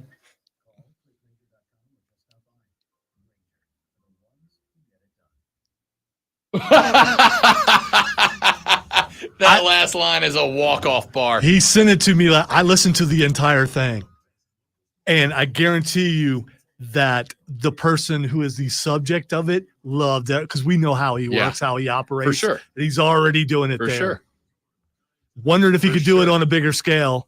Oh yeah, absolutely. He's that people talented. are people no matter where they're from. Wow. And they will fall for You just went same... Depeche Mode. Cool. Atlanta gets off a 5-game losing schneid yesterday because would you look at that if you hit the baseball? Alarm. I didn't say alarm. I don't know what the reverse of alarm is. Not alarm? I don't know. Snooze. Is that what it is? Which is what I've done through most of the Braves games lately, as a matter of fact.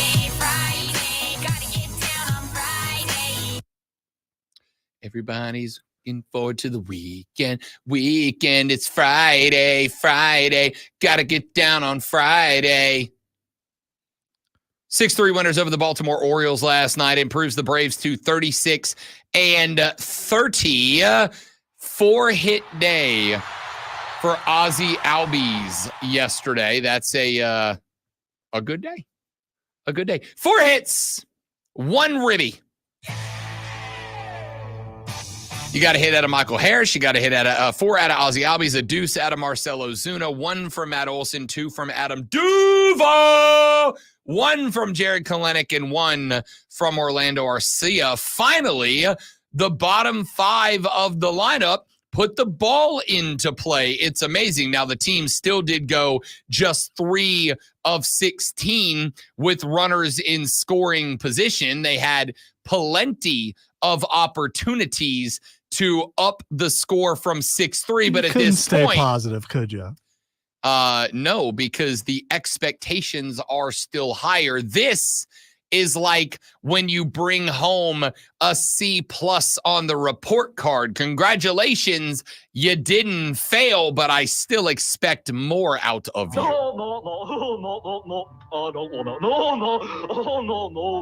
That is some throwback cartoonage right there. Throwback cartoonage. Yeah, and it's, I wanted to play it at least before the show was over. Fair. So Reynaldo Lopez gets his 4th win. He is 4-2 after giving up just 2 hits and 8 Ks through 6 innings. Johnson, Jimenez, and Iglesias came in to clean it up. Johnson gave up a couple. Jimenez and Iglesias both gave up 1 on the day. Of the Orioles' 3 runs, none of them came against the starter. All 3 of them came up against Pierce Johnson in the 7th inning. Johnson has, I have concerns about Pierce. And I think he may still be dealing with the lingering after effects of an injury he had earlier in the year. But it kind of tis what tis, as Bill Parcells once said. By the way, off the schneid, now we see this is a big weekend for Atlanta. It's a big weekend because you're about to start a 3-game series Friday, Saturday, and Sunday against the Tampa Rays. It is a big series because as it stands right now, you have an opportunity to not let the Phillies get too far ahead because the Phillies are kind of in a spot right now where their schedule has started to pick up a little bit. They are starting to see some better teams roll on. They dropped 2 out of 3 against Boston at Fenway Park. They are on the road at the same Baltimore team that Atlanta just dropped 2 out of 3 against in interleague play. You got the Padres after that. Then the Diamondbacks, who aren't the Diamondbacks from last year, but another team like Atlanta expecting a breakout at some point soon. Then you got the Tigers, the Marlins, the Cubs, the Bravos.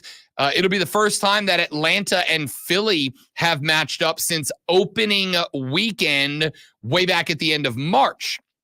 So, and then after they play a 3-game set at Atlanta, they go back home to take on the Dodgers. So that is 9 consecutive against a handful of teams that are first or second in their respective divisions.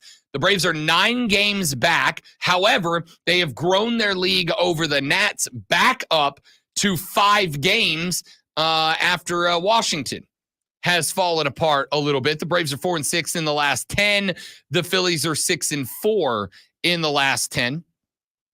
The Bravos 36 wins would have them in second place in the NL Central behind the Brewers, who are in second place because there's literally no one else in that division. it would have them in third place, a half game back of the Padres in the NL Central. I have pointed this out to you before. In the entire National League, the Phillies, the Braves, the Brewers, the Dodgers, and now the Padres are the only teams that are over 500 right now. So the Braves are still very much alive, very much in a playoff position. A lot of opportunity left for Atlanta, but they are going to have to do something special here, without a doubt. I got a couple other things I would like to get to just because I'm interested in and tracking it. May was the biggest month in terms of both attendance and television ratings for the W ever. After opening month that made headlines with the arrival of Caitlin Clark, Angel Reese, Camila Cardoso, and others, the W announced Monday that approximately 400,000 fans attended games in May, the largest attendance in 26 years. The last time so many fans packed arenas to see WNBA games was in 1999. It was just the third season in the league's history. But those are not the only numbers that are impressive. Across ABC, ESPN, ESPN2, and CBS, WNBA games are averaging 1.32 million viewers. That is nearly triple last season's average of 462,000 viewers. That was my knee, and it did not feel good.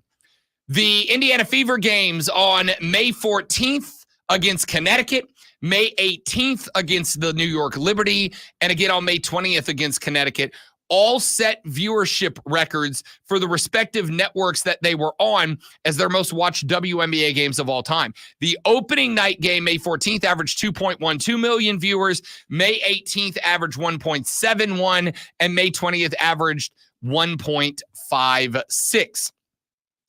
Merchandise sales are up 236% over last season. Of the top 5 jerseys, Caitlin Clark, Angel Reese, and Cameron Brink are all in the mix. WNBA League Pass subscriptions more than tripled in the first 2 weeks of the season, with the highest average minutes watched in league history. League Pass subscriptions from the month of May were up 335% from May of last year, and WNBA arenas are filled to an average across the league of 94% capacity as it stands right now. Something to be said for that. So the attention is there. I do not ever expect the WNBA to threaten the NBA. I do not ever expect the WNBA to have similar numbers to the biggest professional leagues, but it is turning numbers that are triple what they have turned on in years gone by. Over to golf for just a minute. The PGA Tour is set to have another meeting with PIF representatives. Rory McIlroy has confirmed that a number of PGA Tour reps, including Jay Monahan and Tiger Woods, will be meeting in person with Yasir Al-Rumayyan, the governor of Saudi Arabia's Public Investment Fund. That, according to a statement from Rory on Saturday, it was shortly followed up by a statement from the PGA Tour that the meeting went off as planned. The tour said, quote, "As previously stated, our negotiations with the Public Investment Fund have accelerated in recent months. Representatives from the PGA Tour Enterprises Transaction Subcommittee and the PIF have been meeting multiple times weekly to work through potential deal terms and to come to a shared vision on the future of professional golf." On Friday evening, an in-person session in New York City included the entire subcommittee and PIF Governor Yasir Al-Rumayyan and his team. Where more progress was made, we remain committed to these negotiations, which require working through complex considerations to the best possible position for golf's global growth. Way to go there. I believe in you the whole time. We want to get this right, and we are approaching discussions with careful consideration for our players, our fans, our partners, and the game's future. McElroy said in pressers prior to last week's memorial that members of the Tourist Transactions Subcommittee have talked 3 times a week with the Saudis. The New York meeting represented their first in-person gathering since back in March. The other members on the committee, Adam Scott, board liaison Joe Ogilvy. It's 9:46. All right. We got like 10 minutes left, and I'm the hell out of here. You got this, man. You got it. The other member, Adam Scott, Enterprises Chairman Joe Gorder, and Fenway Sports Group Principal John Henry. The PGA Tour entered into an agreement with Strategic Sports Group to invest $1.5 billion up to $3 billion into the Tour's new for-profit entity, but the negotiations with the PIF have indeed continued at this point. What they are talking about, what is going to happen, no freaking clue. No idea. What I do know is that the Saudis are apparently playing very nice right now. Ogilvy described the meeting as, quote, perfect. He said, when we were going into the room, one of the big things was, how do we address him? If we're going to address him as His Excellency, that's just kind of weird. He comes into the room, shakes everyone's hand, and looks you right in the eye and says, my name is Yasir. Please call me Yasir. I had heard that he's a nice man and he loves the game of golf, and nothing told me otherwise after meeting him. It would be naive to think that we're going to come out of that meeting with a handshake deal and say we're done here, but it was a very good meeting, and you could see there was a mutual respect between he and Jay, which is good, end quote. Or I'm waiting for you to say that from henceforward, you would like to be known as His Excellency. His Excellency Coach. About his coach, I don't know. His Excellency Coach Rob, first of his name, actually a third of his name. There we go. Yeah, that right there has gravitas. Yeah, it does. There's some weight to that. If Roy's listening downstairs, I need new business cards. So if you would just go ahead and put His Excellency Coach Rob Brown, third of his name, host the Rob Brown Show on the Fan Upstate. Wow, if we could put that on a Star Award, there'd be no room for my name. He's considering it. No, I'm trying to figure out what's the plural of His Excellency. Can we get 2 His Excellencies? No, there can only be one His Excellency. There can only be one. Okay. I am with His Excellency. The College Football News has put out their preseason top 25 rankings. College Football News. Hey. In other college football news, according to College Football News, within the ACC, Dabo Swinney's Clemson Tigers are second. The Seminoles of Florida State cracked the College Football News top 10 at number 9. Dabo Swinney's team checks in all the way down at number 16. Now, this is the College Football News projection of what the initial AP Top 25 will look like. It is not a definitive of what it will look like. Okay, so this is not where Clemson is going to finish in the ACC. Correct. Which, well, by the way, according to the College Football News, they are projected to finish second in the ACC behind Florida State. Would that be good enough to get them into the playoff? IDK, to be honest. If they lose one game, maybe. I don't know. If they lose... They haven't done that in a couple seasons. Not cracking. It's history, scoreboard. They haven't done that in a couple seasons. Scoreboard. So, I mean, that would be a step up from what... I think if Clemson loses to FSU in the regular season and again in the ACC title game, there is another conversation that needs to happen, and we will have this conversation next week. Are the folks... That's very fair. But I am going to ask this question. Are the folks in charge of putting teams in less or more likely to include a potential rematch in the playoff? In the old 4-14 format, we didn't want rematches, even though we got them. We didn't want them. With 12 teams, are rematches less or more likely? We will talk about that on Monday. I'm going to say I have an answer for that, but I'm going to give it to you next week. I respect that. Yes. All right. The first thing that's Xing is Cedar Point. Cedar Point's a amusement park, right? Yes, it's pretty famous in the what you would call the Midwest. Yeah. So Ohio. It is trending because a roller coaster malfunctioned. No, I think it was last week where I showed you the mayflies. Yeah. now a couple of days ago, camels got loose in Cedar Point. Okay, all right. I did see that. One of them was just having the time of his damn life, prancing around whatever their version of Disney's Main Street is. If you wonder what a happy camel looked like, I think he was stoked. I think that was one. Yes, it was. He was just bouncing around like it was like he was living his best life, dude. Went there for French class, I think, once in high school. But yeah, I don't know why. I think it was French class. Took French class. How fancy. Dude, I had 4 years of French. Anyway, and 2 years of Russian because, I used to be smart that I hit my head a lot. The next thing that's Xing is hashtag WWE Castle. Clash at the Castle coming up tomorrow. I will check it out on Sunday. Can I tell you what I saw? I got caught up last night on Raw and most of NXT. They got no idea what to do with Bayley. They don't know. Is she a heel? Is she a face? Is she a tweener? Like on one hand, she's insulting people. On the other hand, she's like, I respect you, Piper Niven. Put that belt on Piper Niven and do it this weekend. Give her a run because she's good. They're not going to do that. I had just read like 10 minutes ago how Piper approached Triple H to get the match. And he basically said, we're already working on it. Yeah. Because it's in Scotland. Yeah, I mean, you put Drew and you put Piper out there. I did think about one thing. You know who else is Scottish and has been hanging out on the outskirts and is due for a return? Yeah, but she won't be back till Monday. I mean, Uncle Howdy won't be there till Monday. There's no reason you can't have some other people getting involved there. How about Nikki Cross comes out, helps Piper win the belt? You get to celebrate 2 Scottish women at Clash at the Castle in one moment. That would be kind of cool. Yeah. I don't think it's going to happen, but we'll see tomorrow at 2 p.m. All right. The next thing that's trending or Xing is hashtag Friday. Gotta get down on Friday.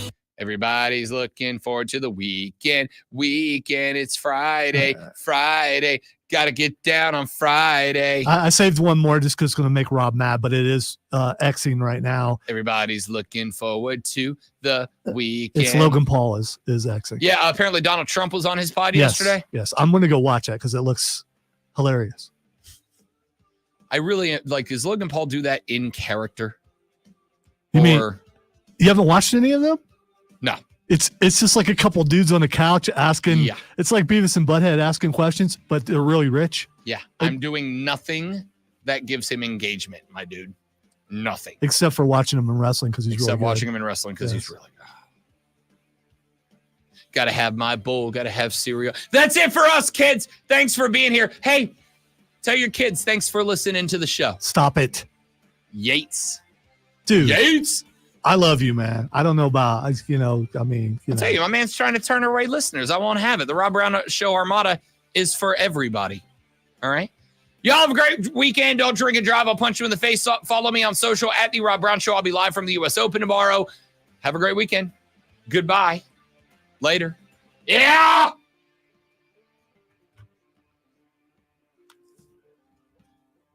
You're the worst, man. You're so bad. I entertain myself, Lonzo. That's good. I mean, I think this whole show is just I entertain myself, and I hope other people are entertained by it. Well, that's kind of every show, isn't it? Yeah. I mean, are there people who do shows that they don't think is entertaining? There are. There are a lot of people who are willing to do a show that they hate in order to make money. I am not, which is why I am poor.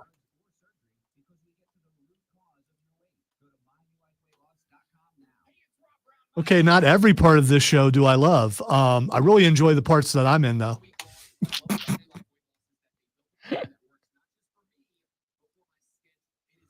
Except when I read poorly. But even then, I'm still having a good time. So,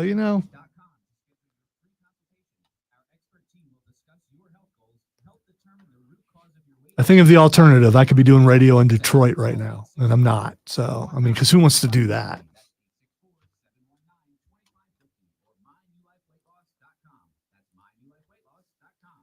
I was going to say, I don't know why we're still streaming, but we are. No, stop it. Gotta get down on Friday.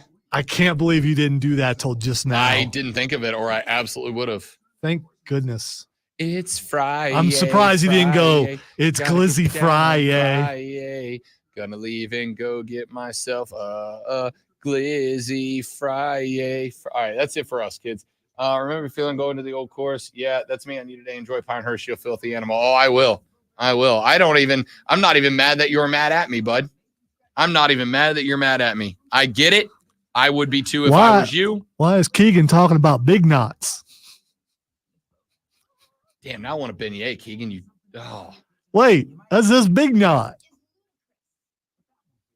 It's French. Lonzo, you took 4 years of French. You should know that. I never said I did well. Actually, I did do well, except for the enunciation part, obviously. All right, we're out, dudes. Y'all have a good one. I got to go stand on a scale and then play golf and then go watch other people play golf. Bye-bye. Have a lovely day. Thanks for being here. Tell your friends about us. Help us grow the show. We appreciate all of you immensely. Heart, hands emoji. Goodbye. Hey, wait. No, you can still talk. I left the mic No, open. it's okay. That would have been a perfect ending. What are you doing? Why didn't you just cut it off? You said, hey, wait. Yeah, I was going to say, make sure you tune into the Upstate Pulse tomorrow night. Saturday, 7 to 9, WRD. It's going to be shambles because we're in a new room and no one knows how to use it. I might. It's going to be entertaining. I might call in just to see how Odie handles phone calls. You're not calling in because of all the drunk people. We don't take calls. I won't be drunk. But here's what you can do. I might be drunk. Here's what you can always do. You can always jump in on StreamYard. That's true. I can just enter myself into the stream. You could. I'm surprised more people don't do that. I should do that. How have I never thought of that before? Just randomly pop on the show. I really should. Okay, now we're leaving. Bye.